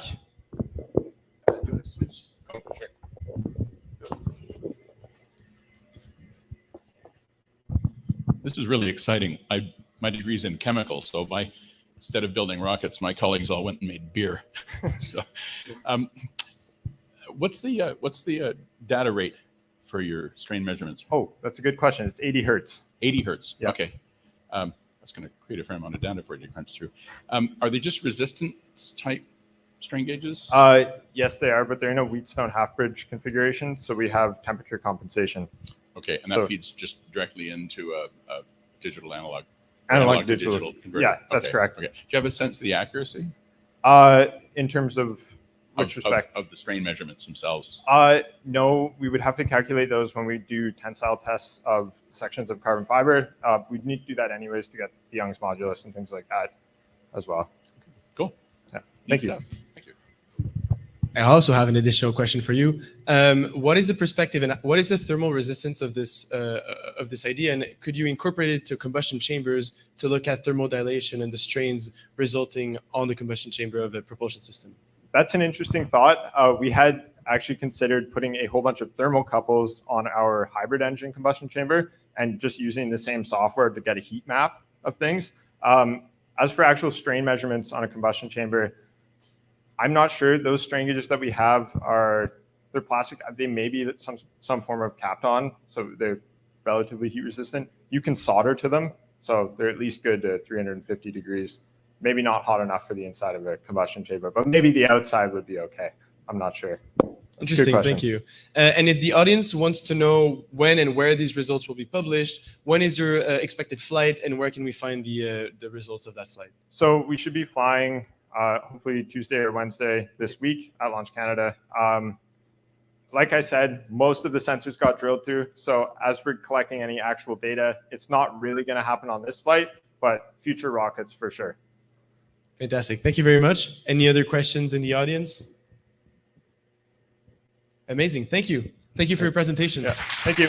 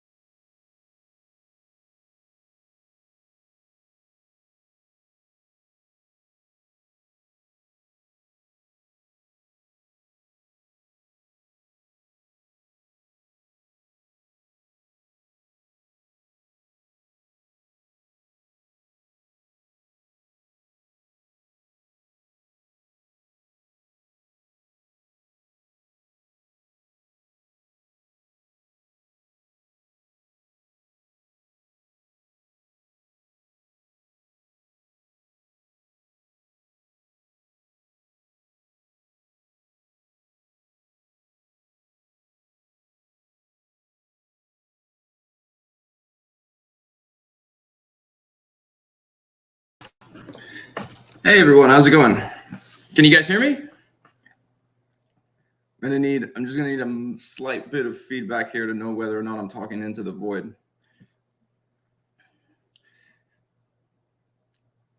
Anything at all. Maybe one, maybe a two, maybe a hell yeah.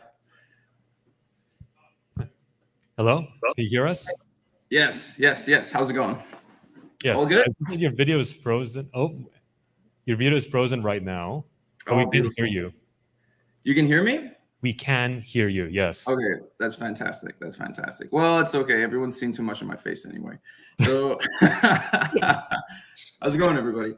I guess I could put on some slides. I don't know. Do you guys want to see some slides? I can put on some slides. I think that would be a good idea. Go right ahead. Let's see if it works. Sure. Let's share this screen. Can you guys see that? Does that happen? Is that working? We don't see the slides just, oh, no, there it is. We see your slides now. Oh, beautiful. Fantastic. Well, the GIFs are definitely not going to work, but all right. So hello, ladies and gentlemen. It's nice to be here today at Launch Canada, and big congratulations to the huge team that put this together. This has been like a dream many years in the making, and I'm very, very happy to see it come to fruition. You know, like great job, Adam, and also the rest of the team. Like, it's fantastic. I'm very happy that this is happening in Canada, and it's, you know, a great honor to be a part of it. So thank you very much, guys, for having us along. So I'm just, for those of you who don't know me, my name is Oleg Kilimonov. I've been part of the Space Concordia for quite a little bit now, and we've been working on a pretty cool project. And I'm here today to just tell you a little bit about that and perhaps answer some questions. So without further ado, yeah, so here it is. Here's the rocket. Here's a Project Starsailor. He's our flagship launch vehicle. It's a 12-meter rocket with a target altitude of about 135 kilometers, reaching a maximum speed of Mach 5.9 and carrying a payload capacity of about 65 kilos. So our mission for the past few years has been to design a vehicle that can reach space. You know, this is an incredibly difficult feat of engineering. You know, as all of you here know today, that launching rockets is not easy. It's a hard job. You know, it requires a lot of systems engineering. It requires a lot of teams coming together. And it requires, you know, kind of, in many cases, taking a leap of faith. You know, that you can't always test everything, at least not in a tight time frame. You know, so it's quite, it requires. In the modern world of engineering, we have advantages like, you know, CAD and simulations and stuff like that. So we can do a lot of the work beforehand. But at one point, you know, when push comes to shove, you got to try something out, right?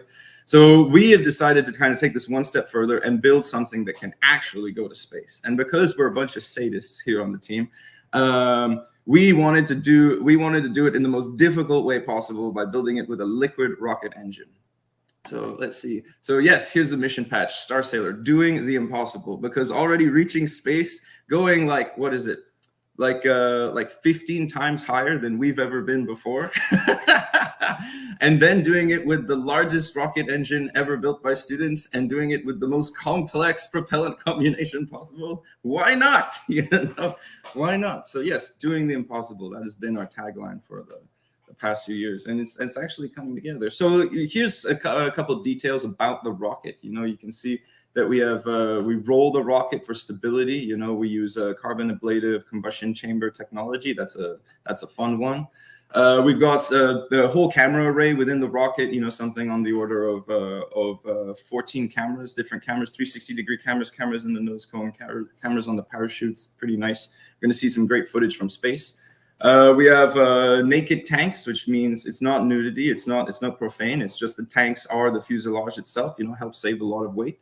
They're welded aluminum. We make all our own valves, all our own fittings now. We started off with a lot of purchased components, but at one point you kind of start to learn a lot and realize you can make them a lot smaller yourself.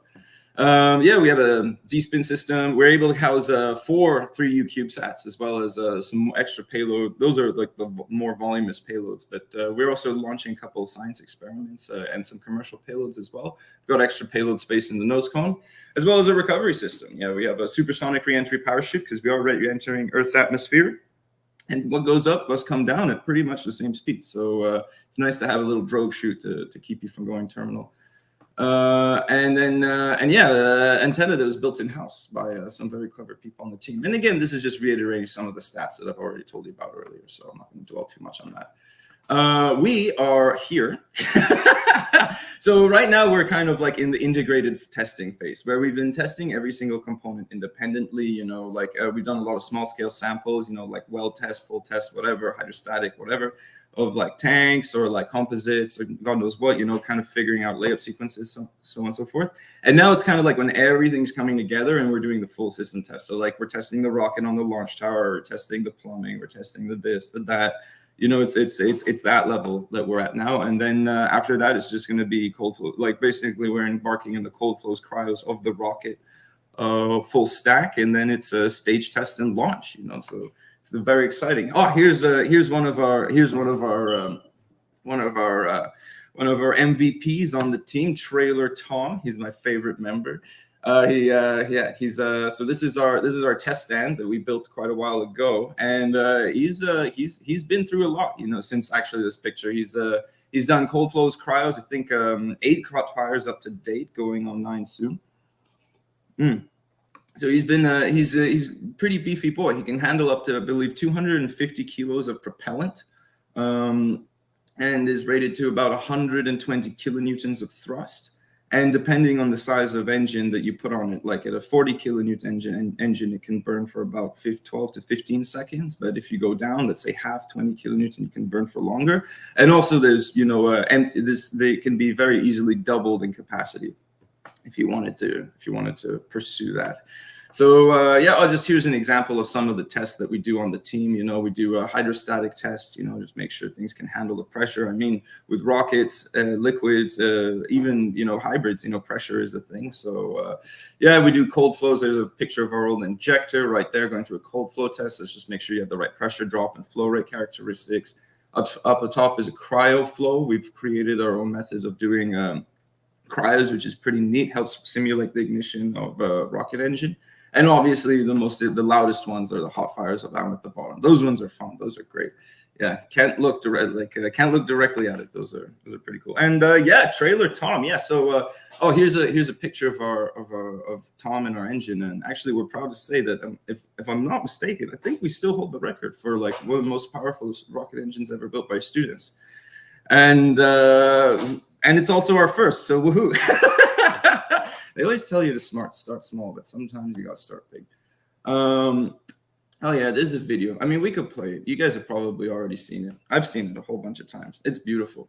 That's what it looks like when things go wrong. I don't know if you guys can see this video or not, or if it's choppy as hell, but I'm sure like all the yellow everywhere is probably driving the point home. So believe it or not, this is when the engine exploded, and see all that fire in the back? It's not supposed to be there. And yet it still managed to find a way to produce 15 kilonewtons of thrust. We don't actually know what the max thrust was. The load cells, everything kind of broke. So it's really there's a lot of interpolation here. Let's just put it that way.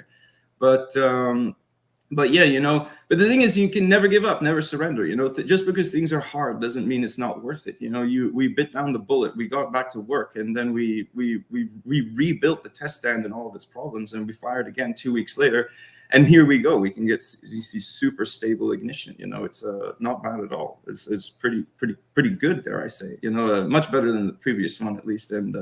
Yeah, we're getting some very, very stable combustion. A lot of the shakiness is actually just due to the camera itself. We put it in, our bunker's name is Jerry, and we have a big steel plate with a hole in it we call Jerry Jr. So that's where the camera's in now. So the camera's got a little bit of shake to it. But you know, it's constant. It's all about constant improvement. You know, you always got to step yourself up. Just keep pushing harder, keep trying more stuff. And here you can see full max pressure, max flow rate, full flow rate flush on our boilerplate engine. It's a nice one. It's a good test right there. One of the better ones that we did. And yeah, there's the flight engine right there. So so since then we've been working very hard. Oh no, we've seen the video. Can you please? There we go. Yeah, so we've been working very hard. We've got our new test site all sized up. Here it is in Mirabel, Quebec. You guys can all come and see it actually if you'd like to be like a checkout. If you guys want to help out with a hot fire, please. We got lots of sandbags to fill. And there's a post of chief barbecue officer, you know, like, so one of the things is, you know, when you're working out in the sun, it's nice to have a barbecue going. So if anyone's a good cook, you know, we're hiring. But yeah, so here's our test site. What else? Oh yeah, we got our launch tower. Launch tower is really cool. Big Ben, we call it, named after the designer and I guess the clock too. And Jerry, the bunker, is also a truck. So now whenever he's on the road towing the launch tower, it's Ben and Jerry, right? So better than, well, you know, and Trailer Tom and Jerry. We like names here in Space Concordia. But yeah, so here's Ben. He's our launch tower. Pretty cool dude. Total height is about 22 meters tall. I think that's like, what, 70, 80 feet? Actually, we had some minor modifications, which ended up being pretty major in the past couple tests. We noticed some issues, some interference issues, and some damage that occurred. And we decided to size some components up. So I think it might end up being like an 80-foot tall launch tower now. So we're currently in the process of upgrading our launch tower and kind of just beefing everything up. Because why not? When it's supposed to launch a 650 kilo hypersonic missile to outer space, you might as well make the platform pretty big, right? So yeah, there's some of our tests that we've been doing here. Yes, this is a good slide right here. So we're planning on launching in Churchill, but we might actually be launching a bit closer. There's been some interesting developments, nothing confirmed yet, but you know, we're looking at other sources closer by, as well as perhaps even a couple interesting options that opened up in the US. So, you know, that's not off the table, but we would actually personally, on the team, I think we would all prefer a Canadian launch. You know, this is something that we've worked very hard for, and it would be a shame to just become one of the many that try to launch to space in the US where it's been done before, whereas you can help lay a foundation here in Canada. So that's what I think we're going to try to aim for. But, you know, we'll see. We're like water, man. Despite the fact that we're trying to do the hard thing, you got to take the path of least resistance. So yeah, here's another glorious shot of the Black Brant launch site. Beautiful, beautiful, beautiful facility. Those tunnels there, at first we thought they were for the cold, but now I start to think that they're for the polar bears. So yeah, that's the old Black Brant launch site up in Churchill, Manitoba. This is one of the options, but many places that we can launch out of. One of the advantages of we originally designed to launch out of the desert, and one of the best things about launching out of the desert is if you can launch out of the desert, you can launch out pretty much anywhere. And yeah, pretty much anywhere. Actually, you know what's funny? The thing is, we could launch out of Churchill. We can launch out of Churchill probably any time of the year. It gets pretty cold. The thing is, the limit is actually not the rocket. The rocket can launch in like minus 30 degrees, no problem. It's the people. The people can't launch in that temperature. You know, the people start to shut down. So yeah, so that's why we've been looking at some alternate launch sites, seeing as Churchill's starting to get cold now. And if we didn't want to wait till starts warming up again next year, you know, we've got some alternative options. So that's pretty cool. It's pretty cool. Yeah, so that's kind of a bit it for the summary. Thank you guys very much for your time and your attention. I guess now would be a good opportunity to open up a question period if you guys wanted to do that. You know, like we've got some cool things that we've done, and yeah, wondered if you guys had any questions. All right, thank you very much, Oleg. Really appreciated the Galaxy Quest reference. Never give up, never surrender. Definitely something you should do if you're trying to do the impossible. So are there any questions from the audience for Oleg?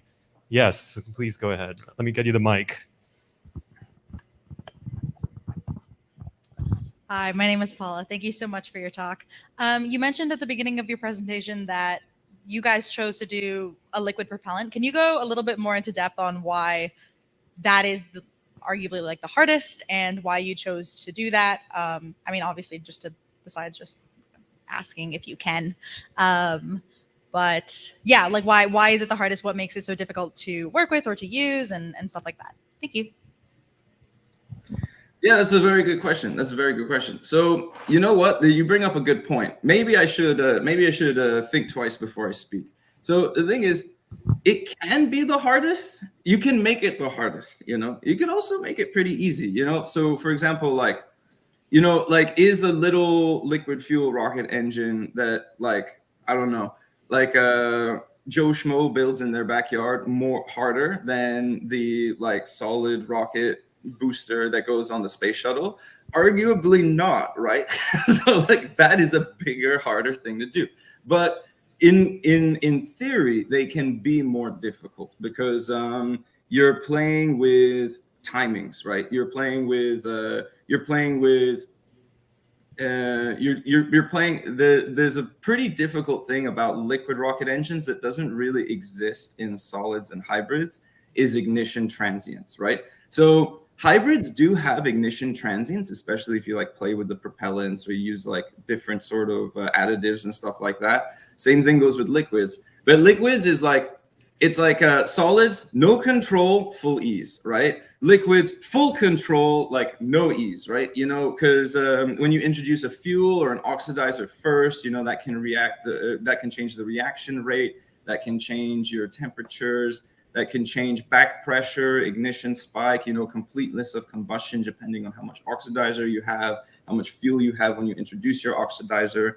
And you know, playing with rocket engines and looking at the data, at first, I remember when we built our first test stand, we had a data sample of 80 hertz, right? So 80 samples a second. And we thought that was a lot. In fact, the avionics guy on the team, we kept pushing for more and more. And I was like, dude, it's fine. Like 80 samples a second, like who needs that more than that, right? And then when we started doing engine tests, you know, you look into the time frame and you just can't see enough. So even now we're at like 2,000 samples per second and we still want a little bit more. We're like looking at each other like, do you think we can get 3? So you'd be amazed what can happen in just like 50, 30, 20 milliseconds. You know, it's actually very interesting data.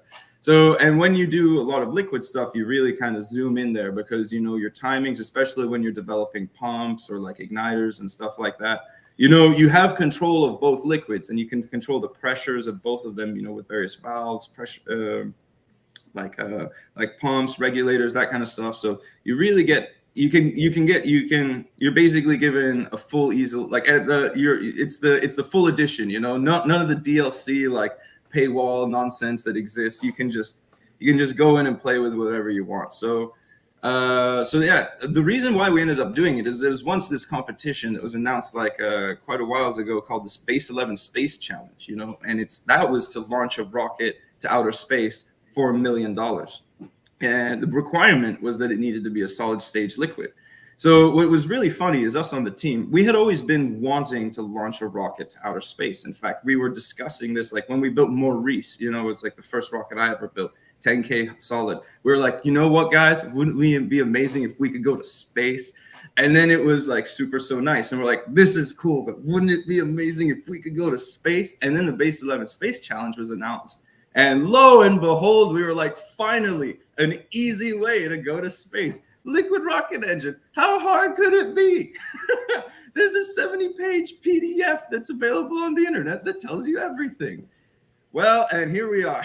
4 years later, but so it wasn't as easy as it seemed, but it has been one hell of a ride. And you know, we broke a few records along the way and made some friends and made a lot of noise, you know, so, and learned a thing or two, hopefully. So that's pretty cool. That's pretty cool. I'm sorry, does that answer your question?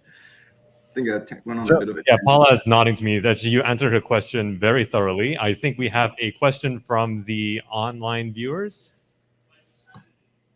Carbon fiber epoxy, carbon fiber phenolic. It's a bunch of different things, honestly. It's like a composite. There's many different layers. There's phenolic in there. Yeah, phenol formaldehyde.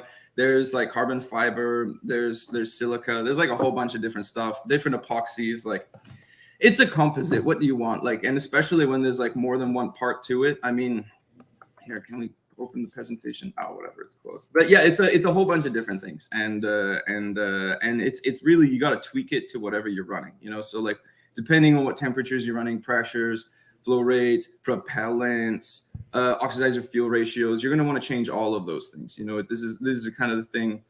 It's much like an injector or igniter is unique to each engine. Its cooling methods are also unique to each engine. So when you're playing with composites, it's more the chemistry, really. The structural part is cool. That's the easy part. But when you're talking about like chemical breakdown and, you know, like ablation rates and stuff like that, that's really, you're tailoring it to, you're more like an alchemist really than or a chemist than a stupid mechanical engineer. So yeah, there's a bunch of stuff, a bunch of different parts in there. I hope that answers your question. I'm sorry. All right, thank you very much. Are there any more questions from the audience, or either in person in Cochrane or virtually? If not, we at the Cochrane team have some questions for you. So regarding design and launch, what are some regulatory hurdles that a project such as Star Sailor must comply with? Well, that's an interesting question, actually. So regulatory hurdles we need to comply with. So actually, we need to comply with all the same requirements that like launch companies need to apply to, because we're launching from Canadian soil to space. You know, you need to create NODAMs, notice to airmen. You need to create safety clear zones. You need to produce like casualty expectance documents. You need to do your system hazard analysis. Like you got to do everything. You got to do everything you got to do for a real launch, right? So like we were actually, I believe, above the class 3 amateur waiver for the FAA. So this is actually, we're in class 4, which is like the real, you know, like the same. I know I mentioned the solid rocket boosters for the space shuttle, and like that's like way out of our league, but technically if you look at the classes, it's the same thing, right? So it's like that's like way bigger than anything that we're doing at the moment. But yeah, it's kind of that. So you kind of have to just do the. It's no longer just like a student project, right? It's just like this is the real thing. Like you gotta do what the big boys do, because you're all grown up now. This is kind of you're talking to government, you're talking to Transport Canada, you're talking to all the various agencies that you need to talk to, like launching out of Cochrane. You know, you got to talk to the mayor, you got to talk to the manager of the wildlife reserve. You know, you got to talk to like all the people that you're flying over, like all this stuff, like airports. You know, you got to get the high weather data, so you got to launch weather balloons. You know, get all that kind of stuff. It's all these approvals. So yeah, it's a lot of fun. It's definitely a learning experience. It's weird. I feel like a lot like the guys at Spaceport and Launch Canada don't get enough credit for what happens behind the scenes. There's a lot that goes on to make these things fly. It's not just the engineering, you know. So yeah, it's quite a bit, but it's nice getting a taste of all that. You know, it's kind of like prepares you for the real world, right? So it's cool. It's cool. A lot cool. Did that answer your question? Absolutely, yeah. It's not just the engineering. It's definitely a great point to make about where the ethics of design come from. Any questions that have come in so far? Or if not, we've got another one. Speaking of engineering, from a systems engineering perspective, could you share some tips and tricks to other design teams in the audience on how to manage the development of such a complex engineering project? And I know we've got a few members of some student rocket teams in here, so we'd love to hear what you have to say about that. Oh yeah, dude. Yes, excellent. Okay, if I can give a few tips, just keep it fucking simple, like as simple as possible. Just keep it so stupid. Make anything that could be made passive, make it passive. You know, like, dude, life is hard enough already. Like, why make your life difficult? You know, aim for low-hanging fruit. You know, get as much good as you can for as little effort as possible. You know, and overall, that's going to come together and it's going to make something nice. You know, if you try to overcomplicate your life or force a solution onto a problem just because, I don't know, it's cool or it's fun or whatever, but it doesn't make sense, that's not engineering. That's you know, ego, right? Engineering is about, you gotta find the best solution for the problem, you know, not the inverse, right? So that's one piece of advice. Test early, test often, you know, just test as fast as you can, test as much as you can. That's like really, you know, design could be great on paper, but if it's on paper, it doesn't exist. So that technically you've done nothing. So just do as much testing as possible. Do as much like as you can. One test result is worth 1,000 simulations. And 2 test results, my God, now you got a line. So that's great. What else? Just a bunch of stuff. Communication. See, like team management, engineering, it's just like a relationship, you know, honesty and communication, and you'll be fine. You know, everybody's just got to talk to everybody. You know, you can't silo things out. That's how you make things cloudy, miscommunication, everything goes to shit. You know, you want people talking to each other. You want the structures guys talking to the avionics guys and the flight performance guys and the recovery guys. They all got to talk to each other, because then it's all going to come together and nothing's going to fit. Or they're like, oh, I thought that we were accelerating. We had like 4 Gs of acceleration and not 40 Gs of acceleration. You know, there's going to be all these problems that show up at the end. So even though they might not like to talk, and they're like, oh, it's a waste of time, I just got to focus on my work, you got to get them in the same room together, and you got to try good communication and like solid lines between them, and then things are going to fit smoothly together. That's essentially systems engineering at the end of the day. And on supermassive companies, you know, when they subcontract everything out, that's why there's also a lot of problems, because when two things come together, that one's built by company A and one's built by company B, when they come together, they don't fit all the time unless your requirements are really, really good. And if they're really, really good, it takes a long time and a lot of extra engineering costs just to make them fit together. So if you just have an open line of dialogue where engineers can constantly check fit, you know, like talk, is this okay? Is that okay if I change this? Does it affect this? Then yeah. And rockets are beautiful because like the more you dive into it, you know, especially when you're working on like propulsion systems or control systems and stuff like that, you really start to learn and realize how everything affects everybody. You know, you change the thrust, or like you change the weight of one thing. Now you've changed the thrust to weight. Now you've changed the drag versus time of your vehicle. Now you've changed the stability. So, you know, it affects it. And now it's changed your loads, which changes your structure again. So it's like everything kind of ties into each other. So it's important that you have these strong bonds between different members and different leads of the team so that they're able to really kind of work the problem out together and see things as they come. So in summary, keep it as simple as possible, test early and test often, and like in a relationship, communicate. I think that's pretty much good advice for anywhere in engineering that you do engineering. And we've got a couple minutes left. I was wondering if you had could just quickly answer our last question, which is what kind of culture do you foster within your team to ensure the success of Star Sailor? So you've already talked about these principles of systems engineering, but how about the softer interpersonal side of things? How is that done at Space Concordia? I don't know. You know, like that's a question you have to ask the team. I only have one point of view, you know, but I don't know. I think we all really love each other. You know, we love working with each other. You know, one of the things that I admire the most is like every single person on the team inspires me. You know, I'm so grateful, you know, to be on the team that I am now. Like, I often tell this to people, actually. I often tell this because people tell me like, oh, it must be nice being team captain.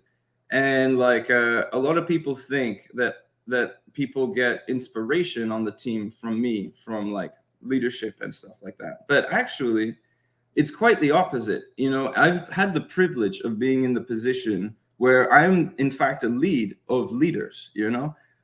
My team, like the leads on the team, they're incredible. They all have different leadership styles, and they all have different ways of doing stuff. And I've learned so much from the people on my team about how they solve problems, you know, how they communicate with each other, how they manage the team. And I learn so much from them every day, you know, and I feel like it's just a very good environment where everyone's kind of teaching each other, you know, everyone's supporting each other. Everyone's there for each other. I remember one day when someone had lost a threaded rod in the cage, and it had to go to a lab to get like, it was used for a jig for filament winding one of our combustion chambers.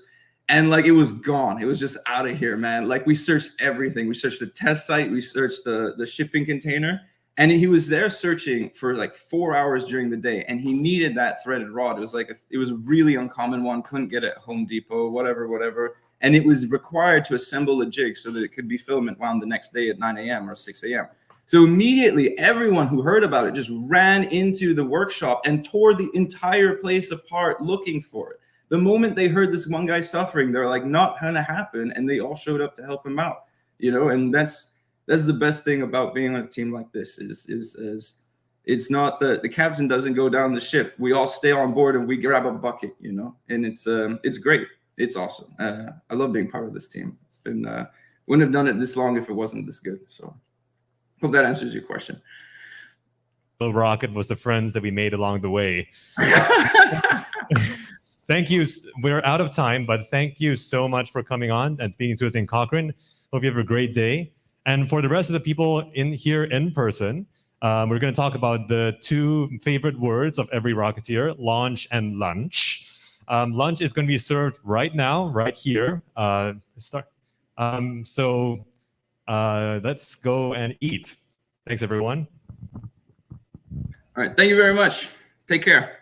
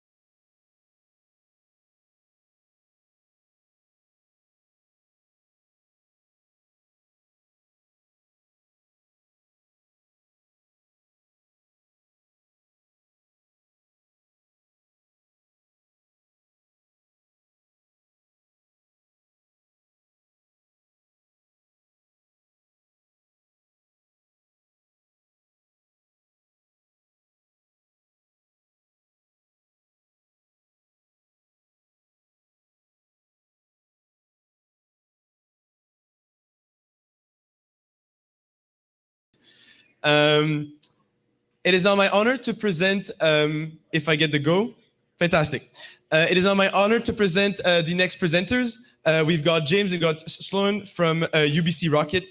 So in short introduction, UBC Rocket is a student engineering design team at the University of British Columbia dedicated to the design, manufacture, and launch of suborbital rockets. At Spaceport America Cup in 2017, they won the 10K commercial off-the-shelf category with their Cypress rocket. In 2019, they placed third at Spaceport with their Sky Pilot in the 30K COTS category. And the team's eventual goal is to send a rocket to the edge of space, a space shot, at about 100 kilometers or 300,000 feet up.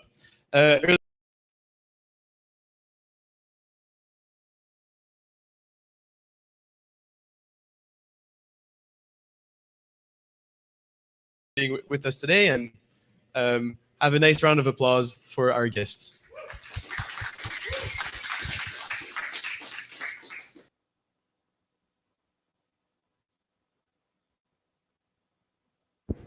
Hello. All right. Hi, everybody. My name is Sloan. That's James. We're both members of the Whistler Blackcomb team on the UBC Rocket. So today we're going to be presenting a comparative study of heat flux modeling for a regeneratively cooled liquid bipropellant rocket engine. All right. So the problem. This is just basically a high-level overview of the presentation. So what we're trying to do is model the heat flux of our liquid bipropellant rocket engine. We plan on doing this using Keynote simulation software, as well as numerous heat flux correlations. And what we found is that regenerative and film cooling combined should be sufficient for cooling our liquid bipropellant.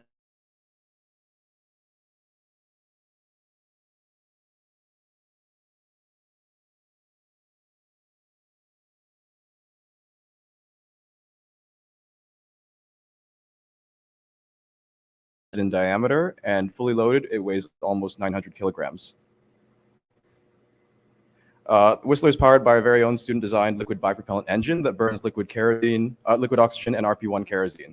It's designed to burn for 36 seconds with a thrust of 36 kilonewtons. And as you can imagine, there are significant design challenges associated with this rocket engine building, testing, and firing such a rocket engine. As you can imagine, the incredible heat from such a rocket engine burning for over 30 seconds is enough to melt almost all conventional materials. And a solution for managing the heat and maintaining the structural integrity of the rocket engine is absolutely critical to its success. A number of cooling methods are commonly used on reusable liquid rocket engines, the most prominent of which are regenerative cooling and heavy film cooling, which we'll explore in the presentation today. By far the most challenging parameter to nail down when designing a liquid rocket engine is accurately determining the heat flux along the length of the engine. Next, Sloan will present the various analytical equations and simulations that we've used to design our combination film cooling and regen cooling engine for our Whistler Blackcomb space shot rocket. Okay, so before we understand how we calculate heat flux, it's important to understand how we calculate combustion gas properties. And so the most common way to do that is using NASA's chemical equilibrium with application software, more commonly known as CEA. But the problem with this software is that it's not very user-friendly, and it uses a node coding language called Fortran, which isn't great. So instead, we opted for the lesser-known but still very good Keynote simulation software. They both calculate combustion gas properties. They're both open source, and can both use the same species in the calculations. So very comparable. This here is kind of a table of the data, the combustion gas properties we calculated with both simulation softwares, and we found that they're quite similar. It's a little tricky to see, but basically negligible difference between the two. So Keynote was a good decision. Finally, the three models we used to calculate heat flux were the Bart's equation, the Dittes-Boelter equation, and the Sider-Tate equation. So heat transfer correlations. Basically, the Sider-Tate equation is only really good when there's small property variations. So not great when there's large property variations, like in a rocket engine. The Dittes-Boelter equation, on the other hand, is much better with large property variations, so should yield more accurate results. But the best is the Bart's equation. The Bart's equation is actually derived from the Sider-Tate equation, and it's very good at large property variations, and it accounts for things like the boundary layer. This is kind of just a more simplified version of the Bart's equation using non-dimensional parameters. And as you can kind of see, it's pretty similar to the Sider-Tate equation. So you can see how one's basically derived off the other. And finally, this is just the Bart's free stream equation. It accounts for more boundary layer conditions. So yeah, this is kind of the crux of our research. This is kind of really important to know to understand what we're doing. First off, all three Bart's correlations agree within 5%. The lowest of that being the Bart's free stream equation. Two of them, the Bart's free stream equation and the Bart's using Cantera, were both calculated using Cantera. The third was Bart's using CEA. Next, the Sider-Tate equation agreed with the Bart's correlation to within 15%. That's not great, but it's better than the Dittus-Boelter equation. And that would make sense because it accounts for larger property variations. Finally, the Dittus-Boelter equation agreed with the Bart's correlation to only within 30%. Given that it has less property variation, or it's less accurate with larger property variations, this also makes sense. Additionally, if we think about all three correlations from kind of a first principles understanding of rocket nozzles, some of you may know that the maximum heat flux in a rocket nozzle will be at the throat. And if you see here, the apex of all three correlations coincides at the same position as the throat. So that makes sense. All right, next, frozen versus equilibrium correlations. So frozen basically means that the molar fractions of the compounds along the length of the nozzle are constant, where equilibrium basically means that the molar fractions along the length of the nozzle are variable. So as you progress the reaction through the combustion chamber and the nozzle, there'll be different proportions of compounds. So there'll be less liquid oxygen in the exhaust than there is at the very front of the combustion chamber. As you can see through these two correlations, there's a negligible difference between the two. The OF ratio, by contrast, or oxidizer to fuel ratio, has a much more significant impact on heat flux. The one on the left is basically when we keep the same mass flow rate constant and we vary the proportions of oxidizer and fuel. The one on the right is when we change the overall mass flow rate by changing the proportion of oxidizer that's reacting. As you can see, by changing the oxidizer flow rate, there's a more significant impact on heat flux. And when we compare it to the frozen versus equilibrium correlations, we see that the OF ratio is actually a lot more significant in impacting heat flux. What does that mean for us? What does that mean for the future of Whistler-Blackcomb engine? Well, it basically means that when we conduct hot fire tests, we want to focus more on getting better data for the OF ratio. And it's not as important that we get better data for the different proportions of compounds within our engine because, as you can see, it just doesn't play as significant a factor in heat flux. Next, carbon deposition. So this is another factor that affects heat flux. It's basically when carbon builds up in the combustion chamber or nozzle, and it can reduce heat flux by 40 to 60%. Reduction in heat flux is good, but carbon deposition is really hard to predict.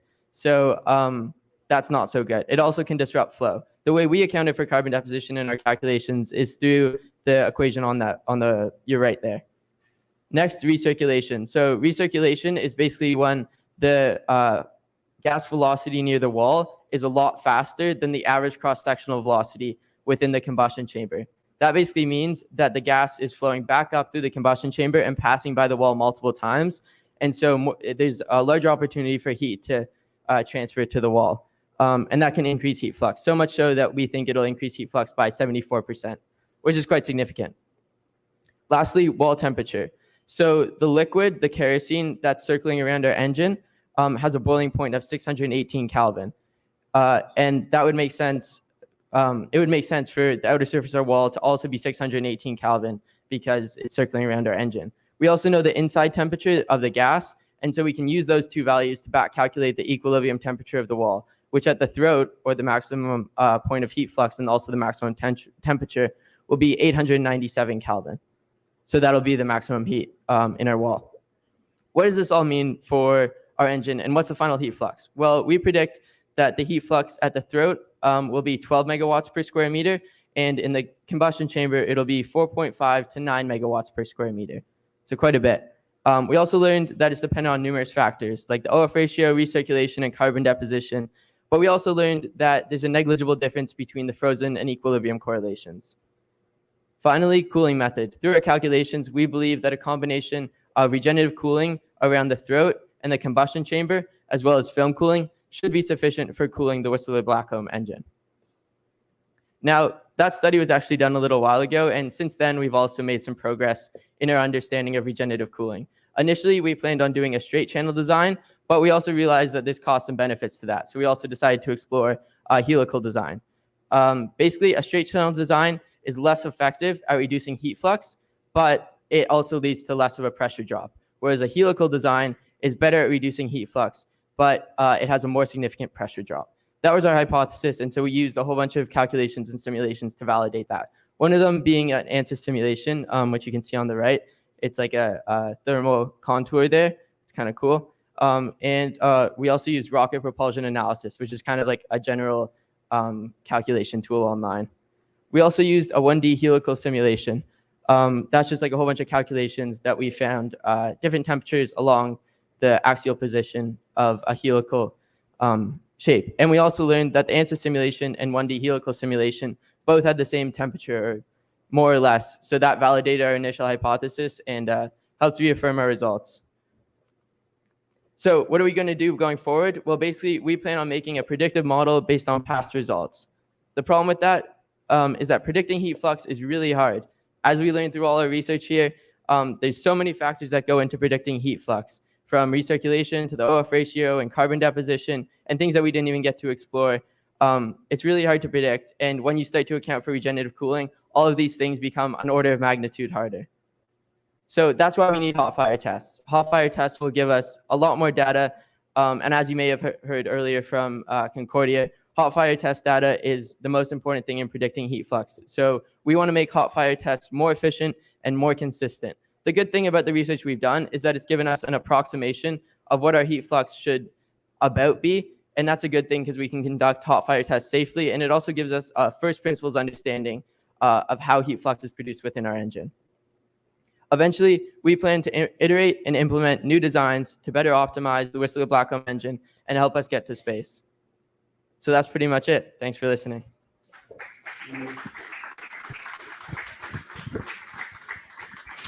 Thank you for your presentation. It is now the time for a Q&A.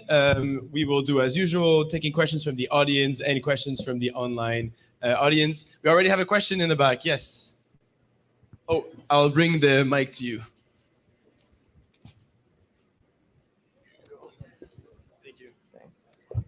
You have a heat flux estimate of 12 megawatts per square meter. Yeah.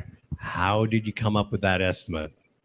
We used, well, that's from the Bart's correlation. So yeah, we basically use that. It's not super accurate. We understand that, like, you know, recirculation, carbon deposition, a whole bunch of other factors kind of can significantly impact that, but we think it's about the right order of magnitude. So it's a best first guess. Exactly, yeah. That's how it all works. Yeah, yeah, okay. That's the thing. I think I should mention it's also the heat flux at the throat.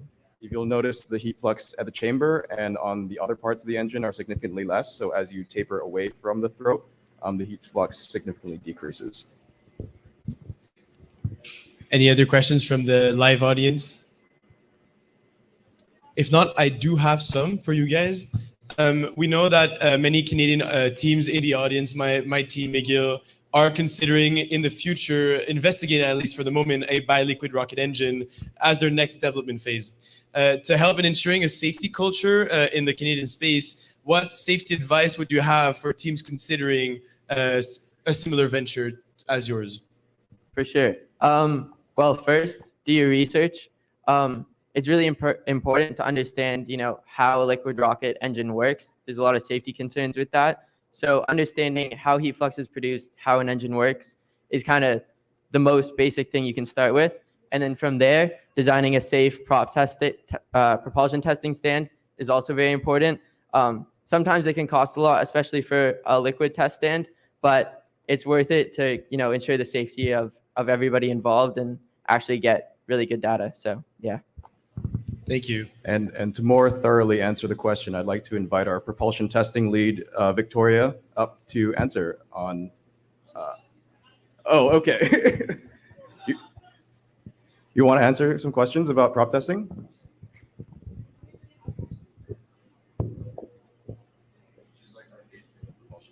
Okay, for sure. So what safety advice would you have for teams considering a biliquid venture? Oh my God. You have to look over your checklist very, very regularly, meticulously, and never miss any of the steps on it, and have as many eyes look at it as possible. And if you have, there's so many systems and subsystems going on, you really cannot miss any of the steps because it could be really dangerous for your entire team and your rocket. Thank you. As a next question for the team, as part of your work on Base 11, there's the engine, but there's also the rest of the vehicle. I'm not sure to what extent the rest of the vehicle is developed, but a question for you is, what proportion of work does the total vehicle represents to the propulsion development? Yep. So I'm sort of the lead engineer for the vehicle. So that's all the stuff that's not the engine. So I would say nominally you would have to put 50% or more of your development costs and time into the engine, and 50% or less into the rest of your structures.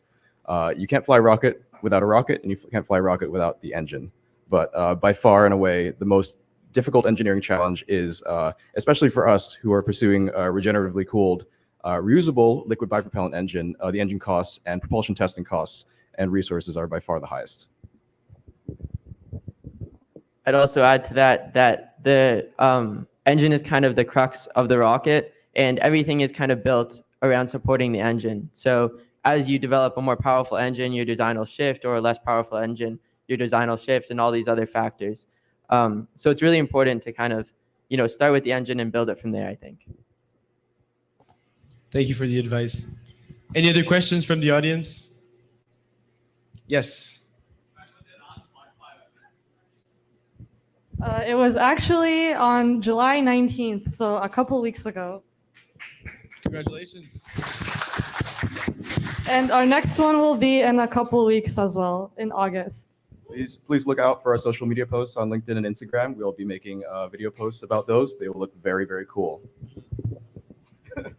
And finally, as a question related more to project management, I'm not sure how the organization functions in UBC Rocket, but on a systems engineering perspective, a biliquid engine requires a lot of components to work together. What is some advice that you would have to allow teams to develop more rigorous systems engineering, tracking the requirements, especially as you're saying that the rocket is a very fluid and dynamic development which evolves around the engine?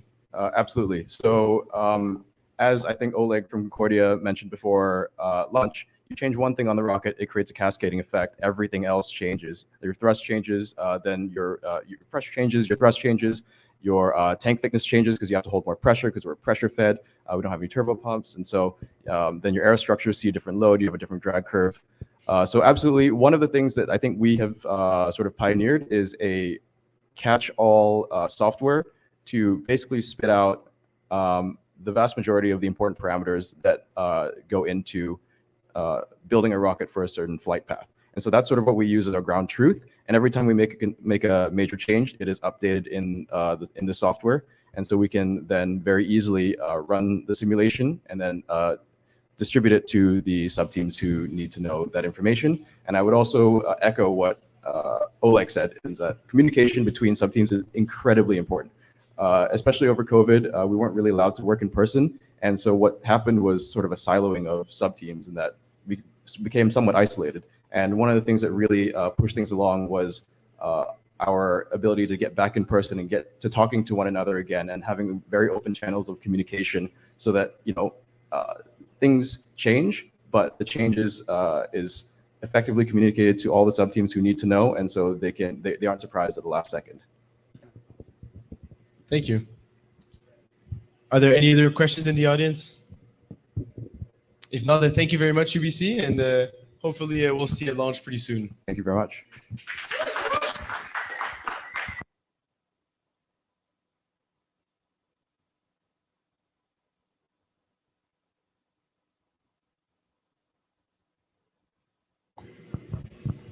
Are we ready for the next speaker? She's not in yet? Okay. So we're going to wait a few minutes for our next speaker, which will be Alexa Villa from SpaceX.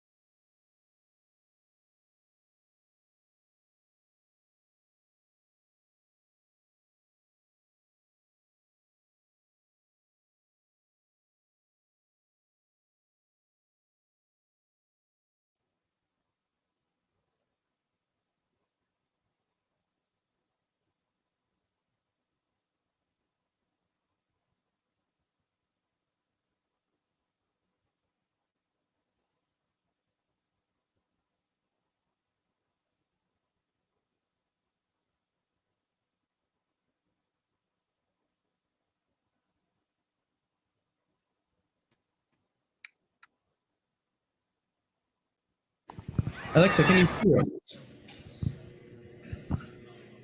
Hi. Awesome, thank you. So we will be starting now with our next speaker, Alexa Villa, coming from Hawthorne, California. She is currently working at SpaceX, and I have a short introduction for you, Alexa, if you don't mind. Alexa Villa has developed extensive experience in aerospace after working through the Bombardier recruitment program and working as an aircraft assembler and technician at companies such as Bombardier and Aerotech. This path led her to now working as a structural technician on the Falcon 9 at SpaceX in Hawthorne, California.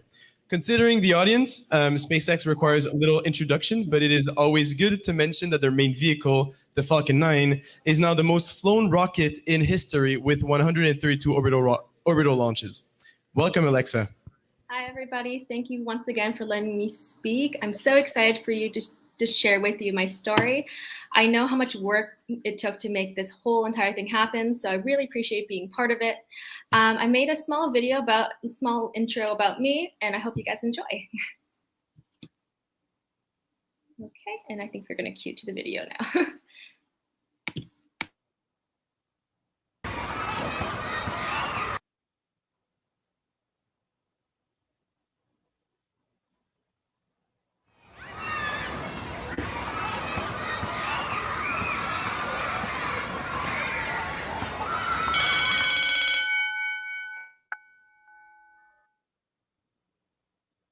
When we're young, we're asked a crucial question. What do you want to be when you grow up?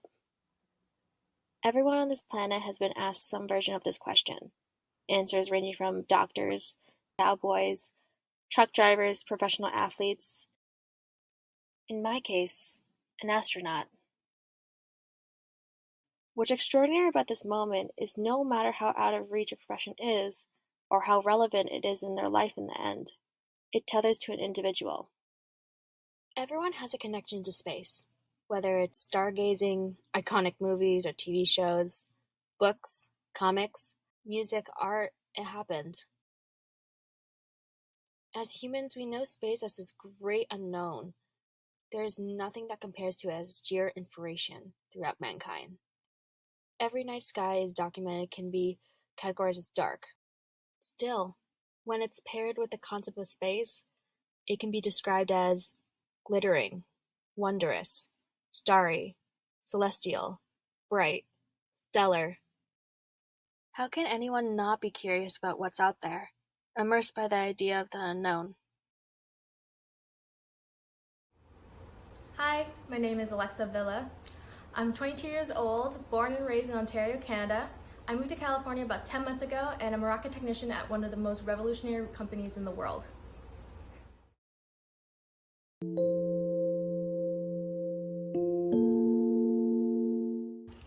I grew up in a town named Mississauga. It's known for its diverse culture and is home to Canada's largest airport. I was always fascinated by how things worked, and my mom would run out of toys to give me, so I started venturing off on my own to disassemble things that weren't meant to be. So I started giving me Legos and puzzles, and eventually I created furniture to feed my insatiable urge to build. My house was always full. I grew up with 4 siblings, Sarah, Sam, Martin, Tatiana, who I love dearly, but could also make me want to fight a Canadian goose instead of dealing with them sometimes. My mom, Mary Ramirez Gaston, is a program officer for the federal government of Canada. She recently just moved into the environmental and climate change sector after working 15 years in another sector in government Canada, and she's recently just completing her master's at Royal Roads University after her long list of schooling achievements that she achieved during the pandemic. My dad, on the other hand, Juan Ramirez Gaston, married my mom back in 2003. He is the executive manager at Toronto City Football Consultants, Inc., where he runs logistics and planning for national soccer teams all around the world. Growing up, I didn't have a lot of exposure to space before the no return phase. I'm able to really remember 3 key points. 1, singing Twinkle Twinkle Little Star to a room full of people, my parents' guests, with an unplugged microphone. Credit to my mom on that one. Constant reminders of the North Star during Christmas and church, and the first time I ever watched WALL-E. My 8th grade graduation trip kind of changed that notion though. It was time to do the hike, so we went up and went camping out. After all our fun, we were told to get some sleep before sunrise, and I was told to also just don't go leave your tent without assistance. But I woke up at 3 a.m. with the urge to drink water, so I stepped out of my tent, looked up, and saw the sky beaming back at me with millions of stars. When you live in the city, the sky is usually always diluted with light pollution, so when I experienced stars in their purest form, I just kind of stood there, what could have been for an hour, just staring at the stars. Only after a teacher found me and apparently dozens of other students that came out at some point, she told us all to go back to our tents. And now that I think back of it, I can only imagine what she was thinking, to be honest. Seeing a bunch of kids staring at the sky if aliens were coming down. After that, I drifted to the idea of space. I went through my whole childhood not having a clue what I wanted to do, and now I had some type of fascination with something. The hardest part was to figure out how to get there.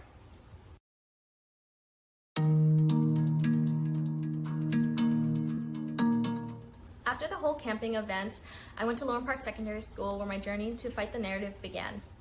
When I was 9, I was diagnosed with ADHD, and from that point on, I was categorized as below apply levels due to my grades.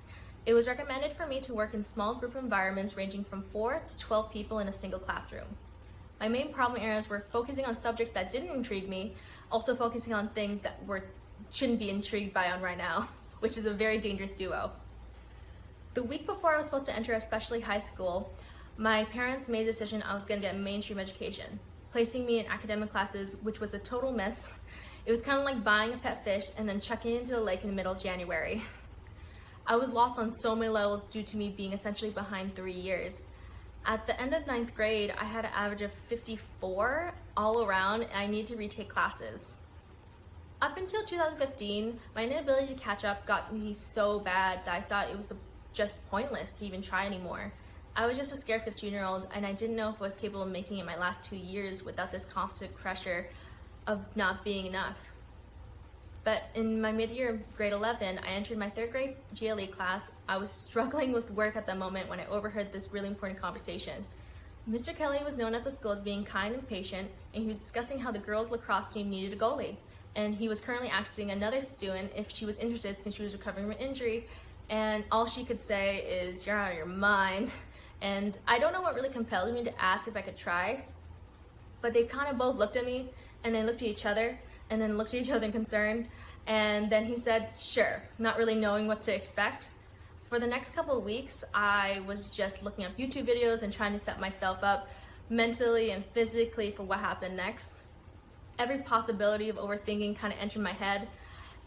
This could be a complete waste of time. I was going to humiliate myself in front of the students that I was able to make it in school, but also make it at sports team at the same time. And that wasn't the case. It seems like I was able to learn the sport pretty quickly, and it was honestly the start of my growth as an individual.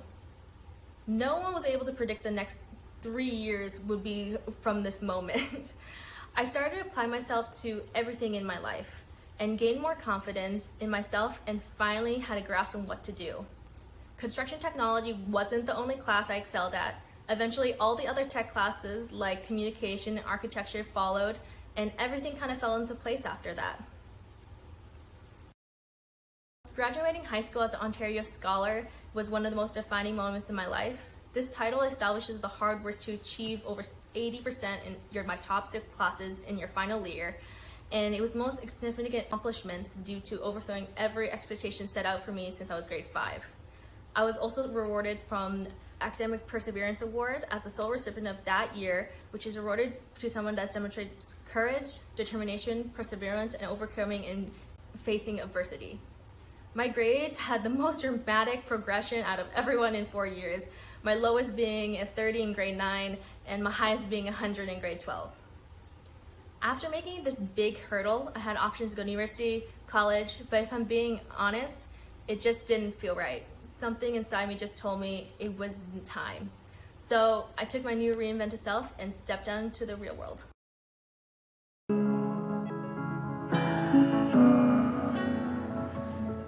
After high school, I was trying to find what was the next step for me. I was wondering if the opportunity would ever come that just felt right into my life, and after some intense interviews and beating out thousands of other applicants, I was selected to be one out of 30 candidates for the first and only class of the OMC MHI Structural Airplane Apprenticeship Program. Yes, long name. This specialty program was used to make quality workers for the next generation of aircraft assemblers at Bombardier Aerospace located in North York. In the span of 2 months instead of the standard 2 years plus, those who completed the program were able to move on to Bombardier to start working on the Q400 turboprop. As time went on, I was gaining more experience and I was given more responsibility, which I honestly loved.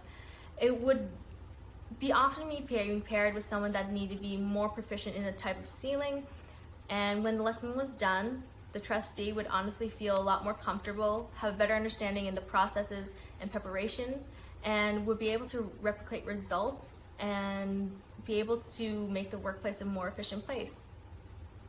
This is where I learned I had a knack for teaching people. I think it comes from a place of just wanting to make an impact, but also being able to demonstrate of how I wished I was taught or what I wish I was said to me in a certain way. And I feel like that honestly helped me a lot to understand and also be able to find ways to teach people differently.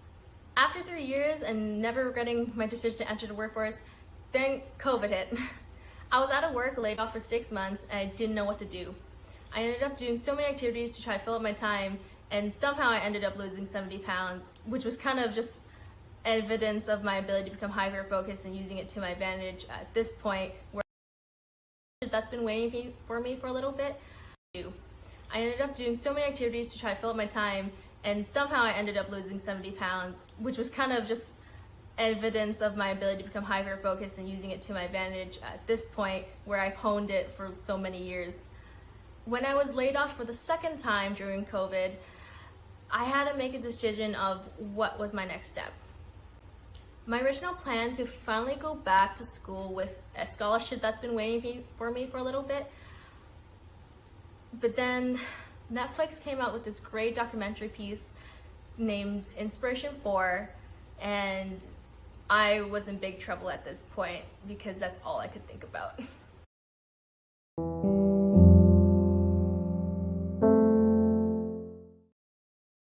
Space was always on my mind. Even if it was something I wasn't consistently talking about in conversations, I was always able to look up and do some research during high school about aviation in Canada, and it's really hard to get into, guys. The Canadian Space Industry website can only be described as interesting and a little bit confusing to me. The programs that were set up for rocketry and aerospace were highly competitive, and I felt like I could do it and I would have done well.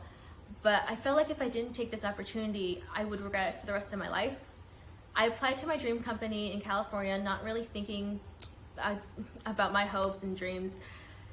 These type of companies usually hire the best of the best, so competition was really, really fierce. I was thinking so much into it that I just needed to blank out and just shoot my shot. I interrupted my mom as she made a late night dinner for my dad, who was coming back from a long business trip and just wanted to have a meal with all of us. And she said yes, probably not really thinking that I would write my cover letter and update my resume and send it out that night. After a couple hours, I heard back, and that was the start of my journey to America. When I made the decision to leave Canada, I had to weigh my pros and cons. Pros, I got to build rockets, meet new people, have new experiences, be part of a mission, having a place in aerospace where I can use my strengths to its full ability, beating out new challenges, and being independent. Cons, leaving my friends and family behind, moving somewhere completely unfamiliar, not really having a set support system, knowing nobody, and doubt kind of set back in my mind that maybe this wasn't the right move. After a couple days of advice and contemplation, I chose to go because I felt like deep down inside if I stayed, I would always wonder and it would eat me inside.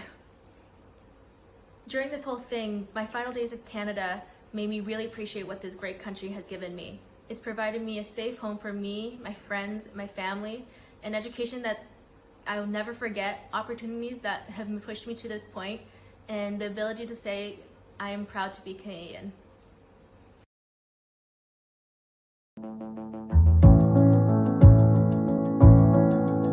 When I landed on LA soil, I kind of expected this big shift in the universe. After hearing the constant news of what people say about America, I can confidently say that there isn't anything I was scared of or just couldn't handle. America is such an interesting persona that, as it is shown on media, that kind of makes people a bit wary about it, and it kind of makes people forget what this country also stands for and what they achieved. I was one of those people. Honestly, I semi-learned the way of the land and got more comfortable, and I started feeling like it was second nature. My time here has been some of the best months of my life. I met some extraordinary people and had some extraordinary experiences, and I feel so lucky that I was able to make an impact on a mission that I support.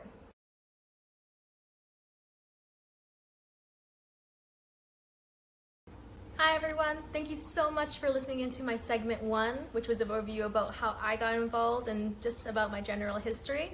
Right now we're going to continue into segment 2, which is a Q&A, just answering some general questions that I've been constantly asked, just to give you a bit more in depth of what my mission is and what I want to achieve in the end, especially with driving people in Canada to be more excited about aerospace and basically helping our next generation to be prepared.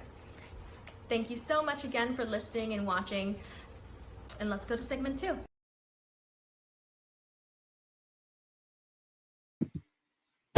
Hello. Amazing. So we have a couple of questions prepared for you, but I just wanted to see if some people in the audience had any interest in asking a question for Alexa. Yes, on the left over there. Hello.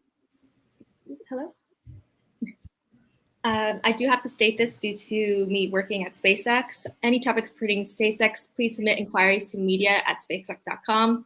I hope that organizes a little bit everything, but let's continue. Yes, sorry.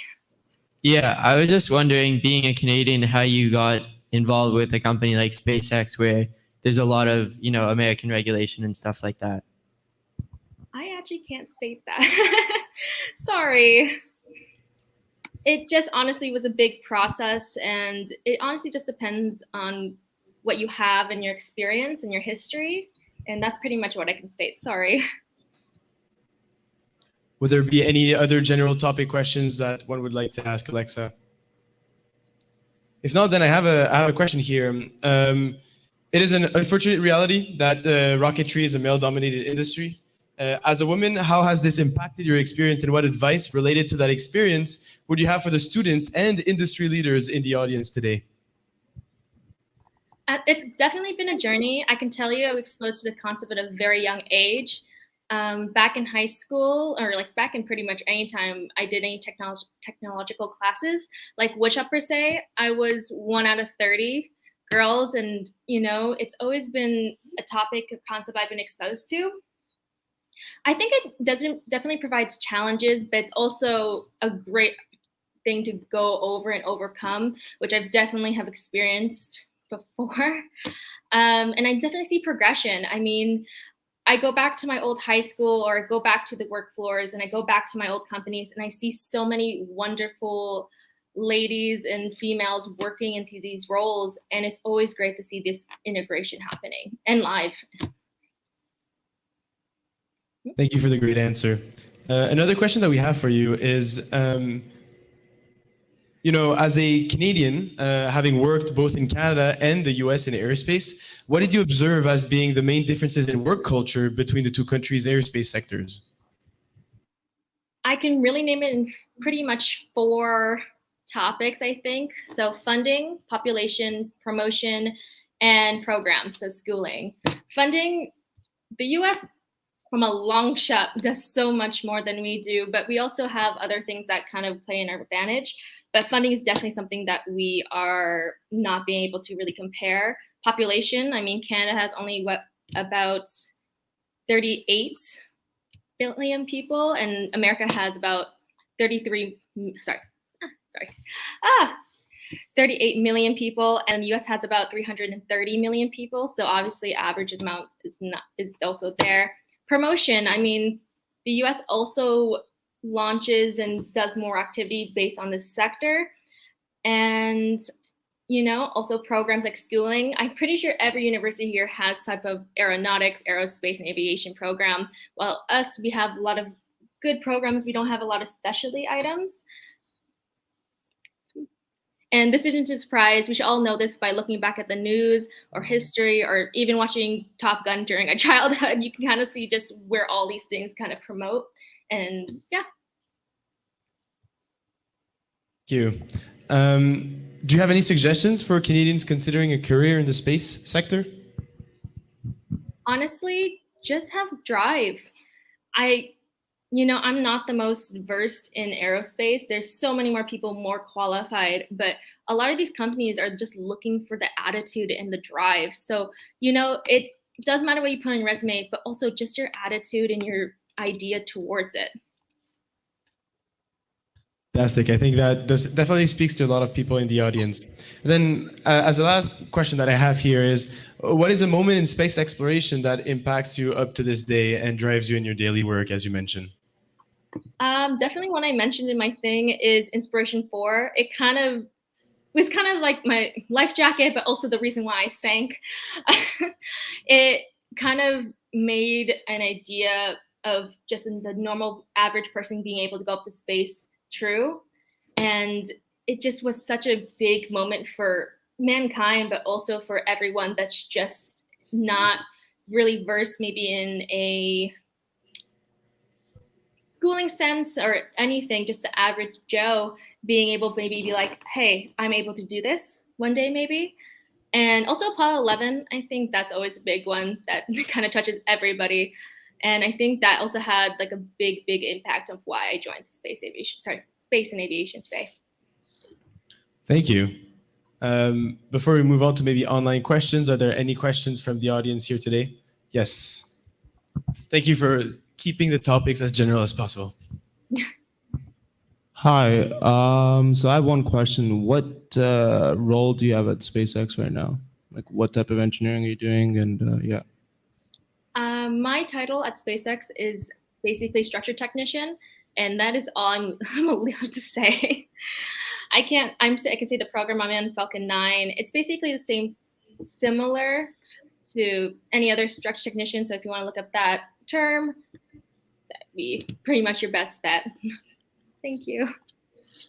Yes, we have a follow-up question.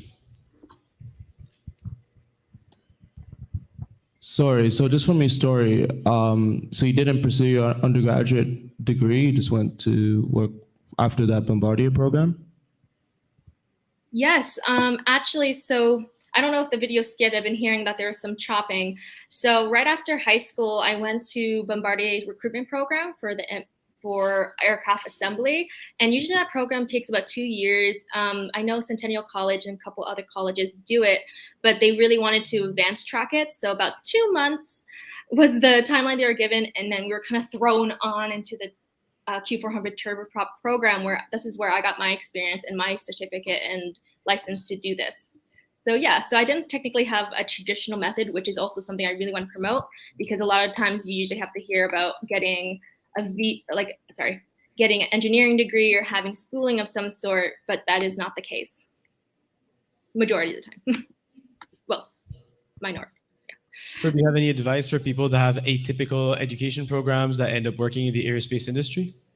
There is a lot of different options, not just in the US. I mean, also in Europe, in Australia, and like all these other places that are willing to give you visas and also give you experience online and in person to be able to like experience aviation and aerospace like no other. So I would recommend looking into other options. I know everyone hears the word NASA, and it's obviously NASA's great, but just look at the other companies as well. And also there's so many amazing smaller unknown companies and also startups that also promote such a great idea and a great mission that definitely worth checking out. Also just keep your mind open. You never know where it's going to lead you. Fantastic, thank you. And as a last question, can you expect having you here at Stardust next year? Can I turn on my camera? I just realized it wasn't on. No worries. Hi. Yes, I 100% would love to come back and hopefully be able to share a little bit more about my experience here. I think it's honestly been one of the most defining moments of my life, and I'm so glad I got to be a part of it this year, and I will remember this moment in the rest of my life, and I would love to come back in person, hopefully, and be able to share my stories with you, and maybe even show some mission patches I've been to space and like other cool things I was able to collect. Fantastic. Well, thank you very much for being with us today and sharing your experience and your background. And hopefully we'll see you soon in the next event of Launch Canada or Stardust. Oh, and also, if you don't mind me adding, my LinkedIn and my Instagram is on there. I know Instagram's a little bit more new, but I'm also able to just talk to anybody that's interested into space and aviation, and I'm free always, unless I'm working, but like that's pretty typical. But thank you once again to Launch Canada and also Stardust for inviting me, and I hope to hear from you guys soon. Fantastic. Thank you very much. Thank you. As for us here in Cochrane, we will move to a little break and we will restart at 2:30, so in about 40 minutes. Hopefully we'll see you again in the same room.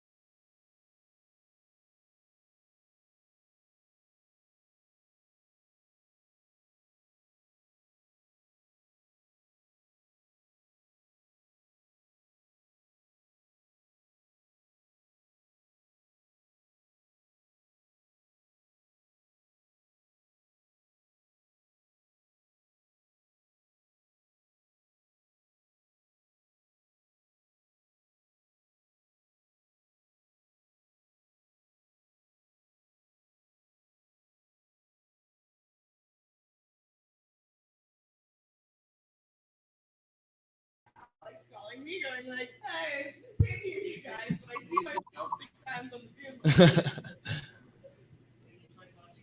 I think I can hear you now.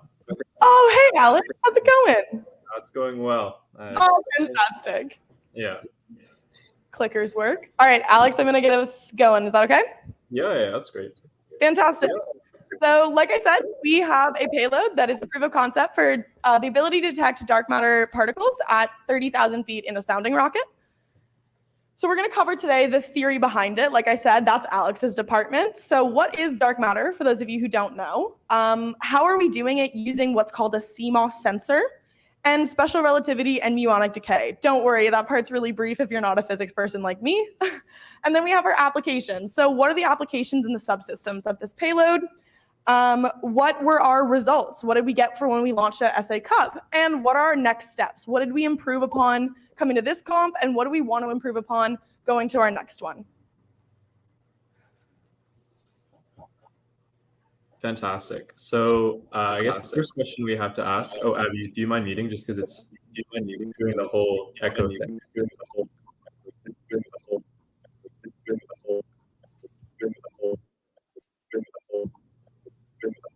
Is that okay? Just go ahead, Alex. You're good. Yeah.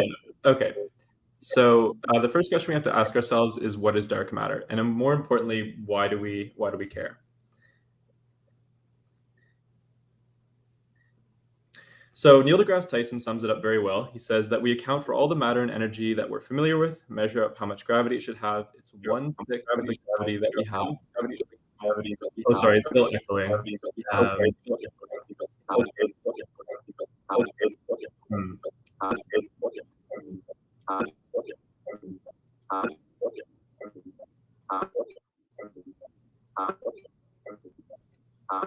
Sorry, it's still echoing on my end. Sorry, it's still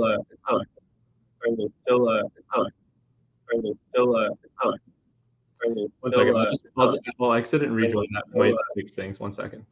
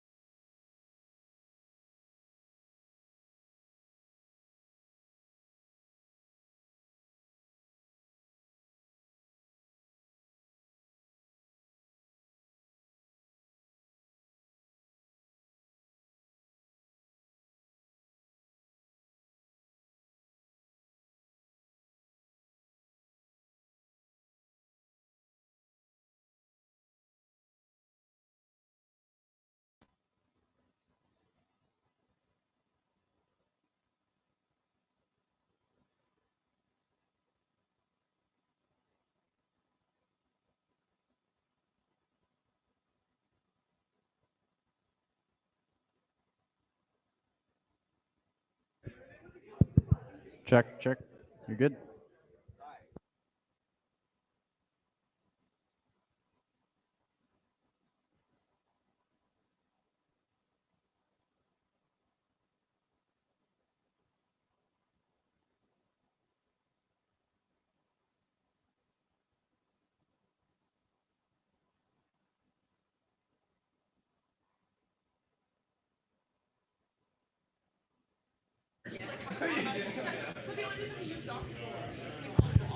Check, check.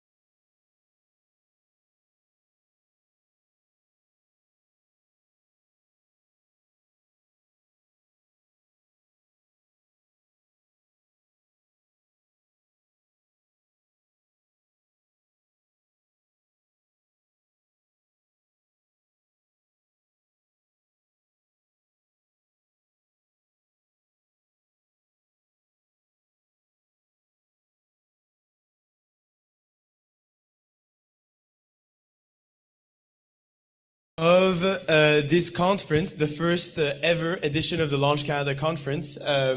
And we are starting off strong here with ETS. So as a short little descriptive, Rocket is the rocket team of the École de Technologie Supérieure in Montreal, and they are celebrating their 10th anniversary this year.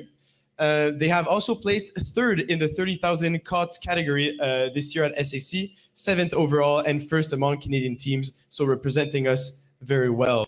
The rockets all bear the names of Inuktitut animals to pay homage to the First Nations groups of Canada. And today with us, we have Mathieu, their avionics lead. Thank you, Mathieu, for being with us.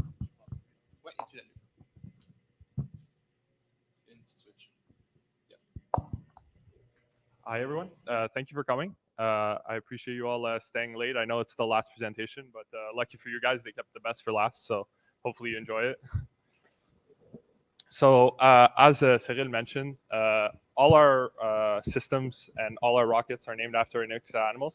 So the avionics actually also bears the name of an Inuktitut spirit. So the name we use is Anernik, which means breath of life or spirit, since it's the life of our rocket. So I'm going to begin by showing the mechanical construction. So our rocket is divided into 3 sections. So here we have the parachute section connected to the motor tube. Then we have the payload and the nose cone. So our avionics bay is right here in the nose cone. So one of our redeeming factors this year is these new optimized bulkheads that we created. So these were created as part of a special project for one of our members. So these are topologically optimized avionics support bulkhead. So the advantage of these is they have 2 threaded airbag supports, a parachute mounting point in the middle, military connector cutout for all our charge connection, and vent holes for barometric pressure. With these bulkheads, we were able to optimize for 76% of the weight of this component, so which greatly helped us optimize our rocket that we will be flying tomorrow. So these were 3D printed using metal additive manufacturing by one of our sponsors that you see down here in the bottom right, Fusia, which is a company in Montreal. The rocket actually is kind of in homage of them, one of our biggest sponsors, so it bears their colors and their logo. So as I mentioned, 76% mass reduction compared to the bulkheads in 2019. We did destructive tests that withstood up to 400 pounds of force, and at SAC 2022 withstood 21 Gs of separation, 16 Gs of flight acceleration, and then 21 Gs at the separation of the rocket. Next, I'm going to talk about I'm going to do a system overview. So we have a 3D printed avionics rack that's made out of ILTEM aerospace grade polymer.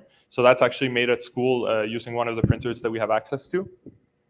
It features a Raven 4 mounting point right here, an RFD 900X mount, which is a radio module, an SRAD GNSS antenna support right here, and dual 900 megahertz antennas on the side, and modular board mounting in the middle. Next, I'm going to look at electrical construction. So the system overview for the boards that we have. The backplane is the board that's found all the way in the back here. You can't actually see it super well. So this acts as the interconnection between all of the systems. Next, we have acquisition, which is just acquisition and data fusion using all kinds of different stuff. Then we have arming, which is charge activation using a Bluetooth application that we created ourselves. Next, we have communication, which actually uses the radio module that I spoke of before for long distance communication. And then we have Bluetooth for short distance communication. Next, we have mission, which is flight control and user interface. So that is the one that is responsible for deploying all the charges, as well as sending us the information that we see on our base station. And then the last is the PSU power supply. So this is for system power monitoring. And it powers all of the other boards that you see in the stack here. So I'll go through each of the modules just to show some of the highlighting features. So this is the backplane. It features 7 modular positions, an STM32 microcontroller, which is used for CAN bus supervising, and a reboot manager. So if ever one of the boards were to fall into fault, we can actually, we're working on restarting the board and reinitializing it.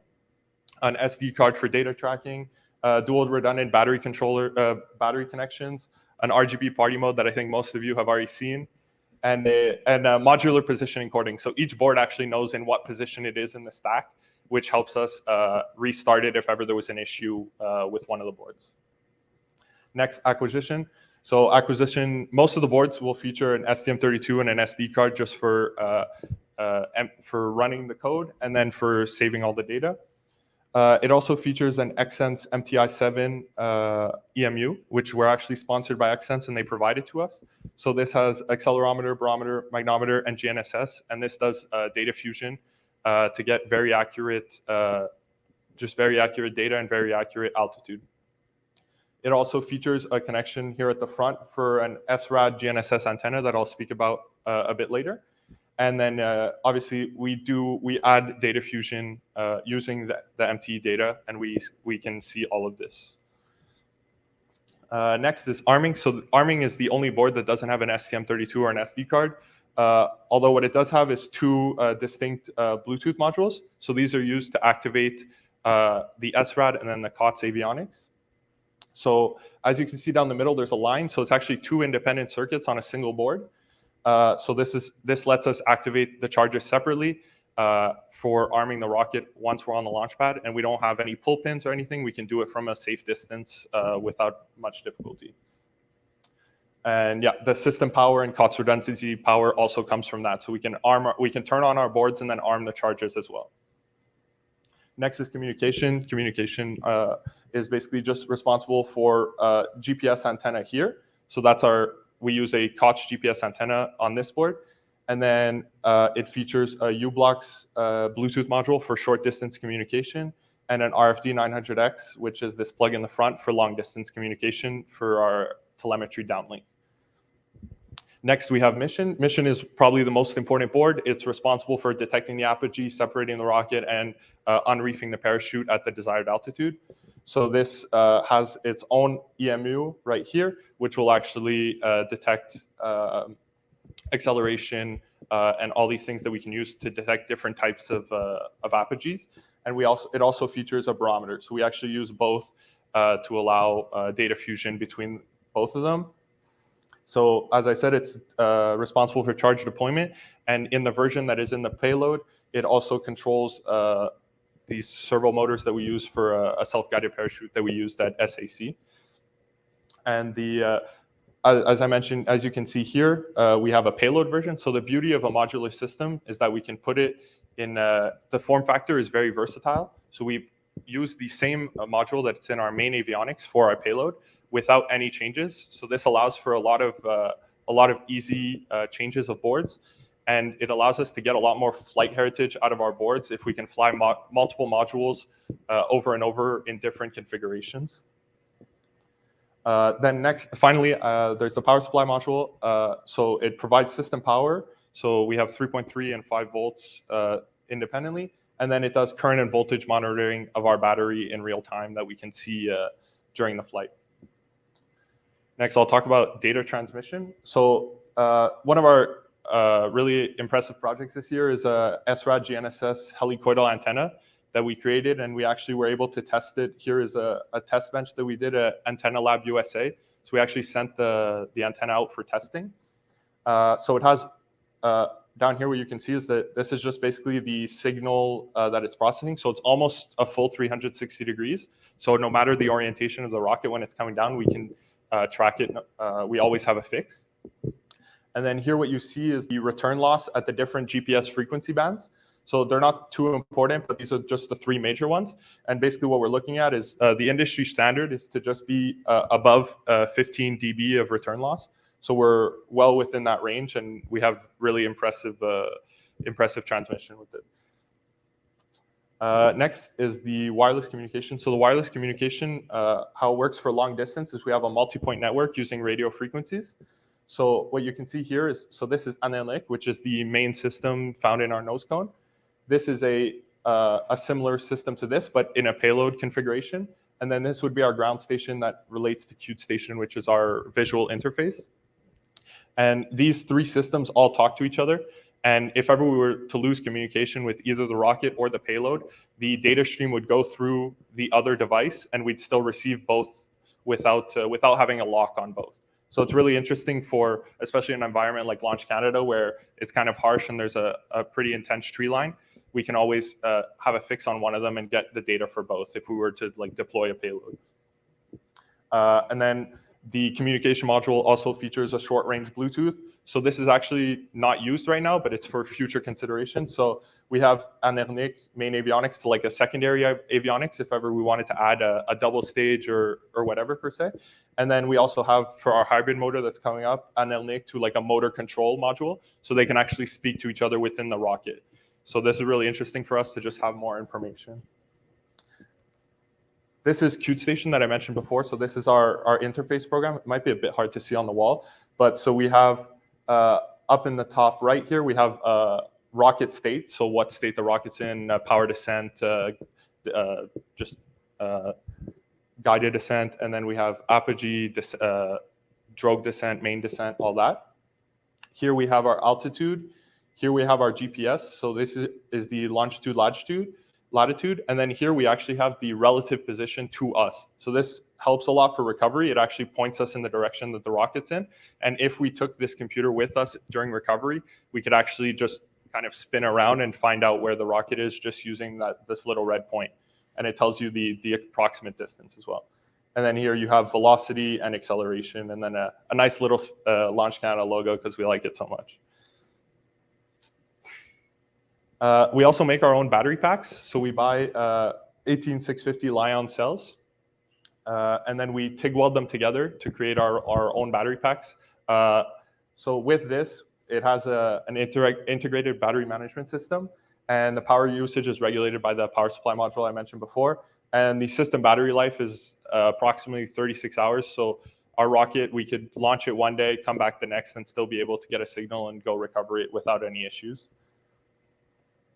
And then this is just an overall system diagram of how Anernic works. It's a little bit more complicated, but it's just, shows everything we're using and how the boards talk to each other and stuff in a little bit more detail.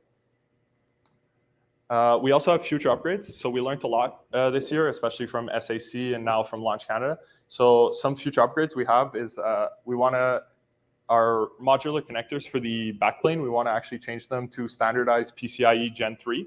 So it's the same thing that your graphic card would use. And this allows us to have up to 8 gigabytes of transfer speed, which is a lot more than we need, but it's just an industry standard that's a lot more robust.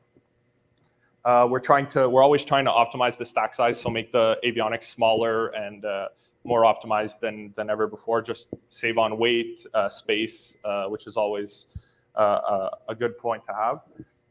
We're also working on a flash memory storage module. So rather than using SD cards that we've had some issues with that can sometimes fail, we want to integrate a flash memory that you can just, once you recover the rocket, you could just plug in a USB, download your data, and you have it saved directly on a hard card rather than an SD, which we've had instances where the card will actually unplug itself. The card may sometimes corrupt itself. So we're trying to just be more robust in our data acquisition. Obviously, I mentioned before, a hybrid motor control, and then to go with that, a launch pad control module. So these are all future boards that we're looking to add, which will just all work within the same system without changing anything. So thank you very much. I have a little bit of time for questions and comments if anyone has anything to add.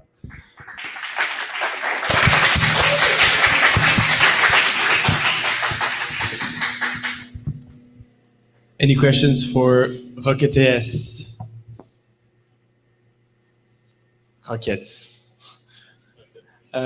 I do have a question for you. So you mentioned a difficulty with SD cards and in the future using flash memory. Have you thought of using both systems in parallel to have redundancy, or simply going with purely flash memory? Yeah, so the idea is to use the SD cards on each board, but then the flash memory would be on the backplane, which receives all the messages. So it would just be a second system. We really like redundancy, and we always try to double, maybe even sometimes triple our securities and our data. Because for avionics, it's really important. Like, we really like having our data and having all our. It's fun to look at after the flight, and it gives us a good idea of what we can work on. Optimization. So it's definitely to use both systems. It's like in parallel. Fantastic. A question on the right here. What about integrating a solid state drive into the backplane? Yeah, it's actually flash memory is what is in solid state drive. So it would essentially act as a solid state drive where we would just write our data on it and then we would be able to read it after. That's the idea.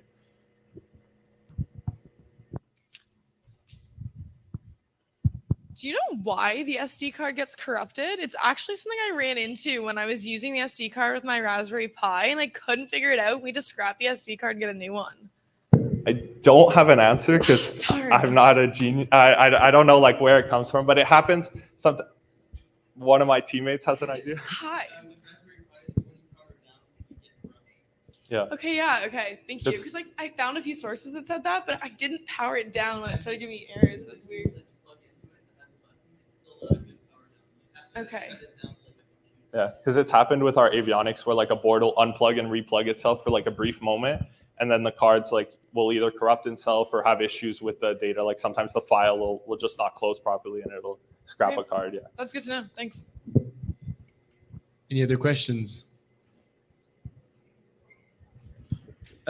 You've showed a recovery system that looks quite advanced with a nice UI. Compared to the desert, there's some rather denser foliage here at Launch Canada. How do you expect your recovery system to function in that? How do you predict the performance of your system in that new environment? I haven't seen what the launchpad looks like, but we've had really good like even just testing it in Montreal. Yeah. We've had like pretty good reception, and the radio module is supposed to be good for up to 40 kilometers. And actually in 2019, it was good for 10 kilometers. The parachute opened at apogee, and then the rocket was within 10 kilometers, but we had data transmission all the way. And then this year it was, I think, 3 kilometers away, and we had no issues, and we lost the data like right before touchdown. So we don't really have any issues, but we do see like an issue. That's why we have the multi-point network with the payload, because the payload's a lot smaller and harder to track in the air. So the advantage of that would be that our rocket, we could track our rocket, which falls a lot slower and a lot easier to kind of follow, a lot easier to see as well. And then we'd be able to get not just the rocket data, but also the payload data from that, which is pretty interesting considering our payload usually has some sort of experiment that we're trying to get data from. Fantastic. So yes, a question on the left. How effective do you find your telemetry system to be when you've lost line of sight, given that you're operating in the 400 megahertz band rather than about the 400? So our radio module is actually 900 megahertz. Yeah, sorry, 900, Yeah, okay. not 400. Yeah, no, wait. But actually at SAC, we didn't have line of sight. We actually never saw our rocket touch down. But with our antenna, we actually tracked it using our antenna. So actually, I can't go back. Anyway, the little red dot that you saw, that actually told us which direction to point our antenna. We had data, but we never saw it. We knew exactly where it was, but we never saw it. So even without line of sight, we were able to get pretty good telemetry. I think it's one more. Oh, okay, it was just, yeah. So with that little red point, we were able to kind of turn around. And it's good also because when the rocket is descending, the person holding the antenna, usually the person working the computer will advise them like, okay, go a little bit lower, a little bit to the left, a little bit to the right. Yeah. That answer your question? Okay, perfect. Thank you. Any other questions from the audience? Perfect. Well, thank you, Mathieu.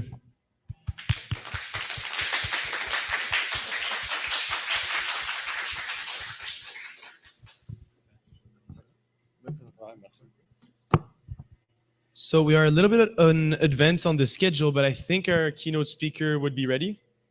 Is it okay with the technical side if we proceed?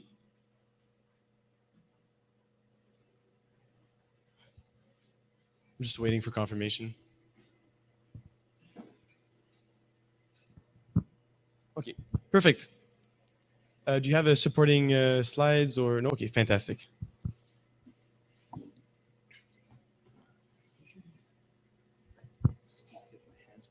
Yes.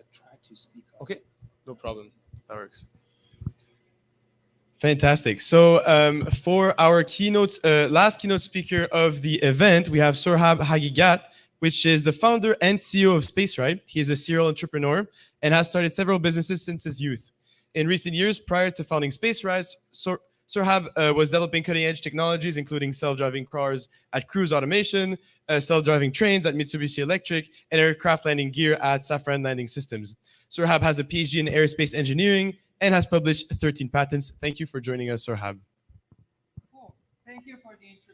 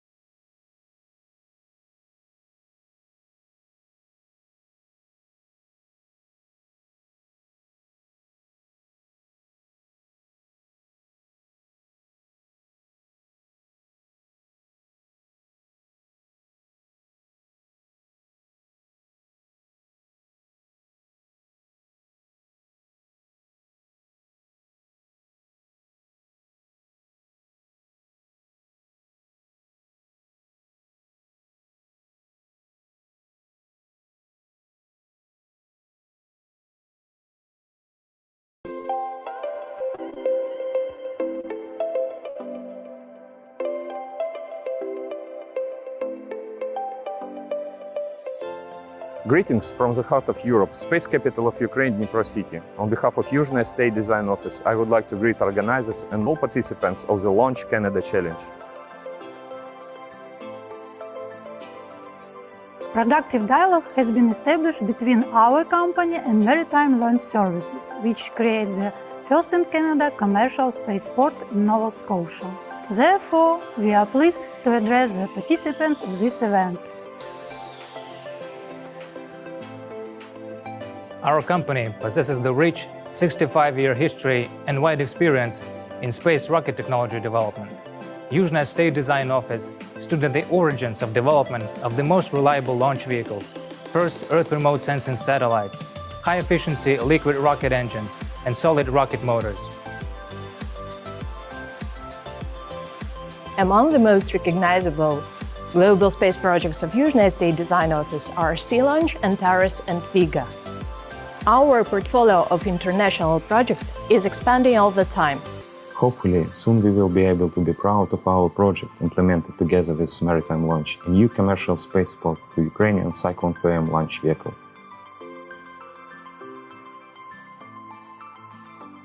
Good to know that the Launch Canada Challenge gathers students of the Canadian universities cherishing a dream of the universe exploration. You have an opportunity to demonstrate your knowledge and skills, to declare yourselves as promising specialists. I believe that such events and joint efforts of global community will lead to the breakthrough and to the economic effect at the national and international levels. Keep dreaming. Remember, rocket science is conquered by passionate and persistent people. Make things happen. Please make your own contribution into development of space innovations. You're the future of space exploration. Advancement of Canadian space industry is in your hands.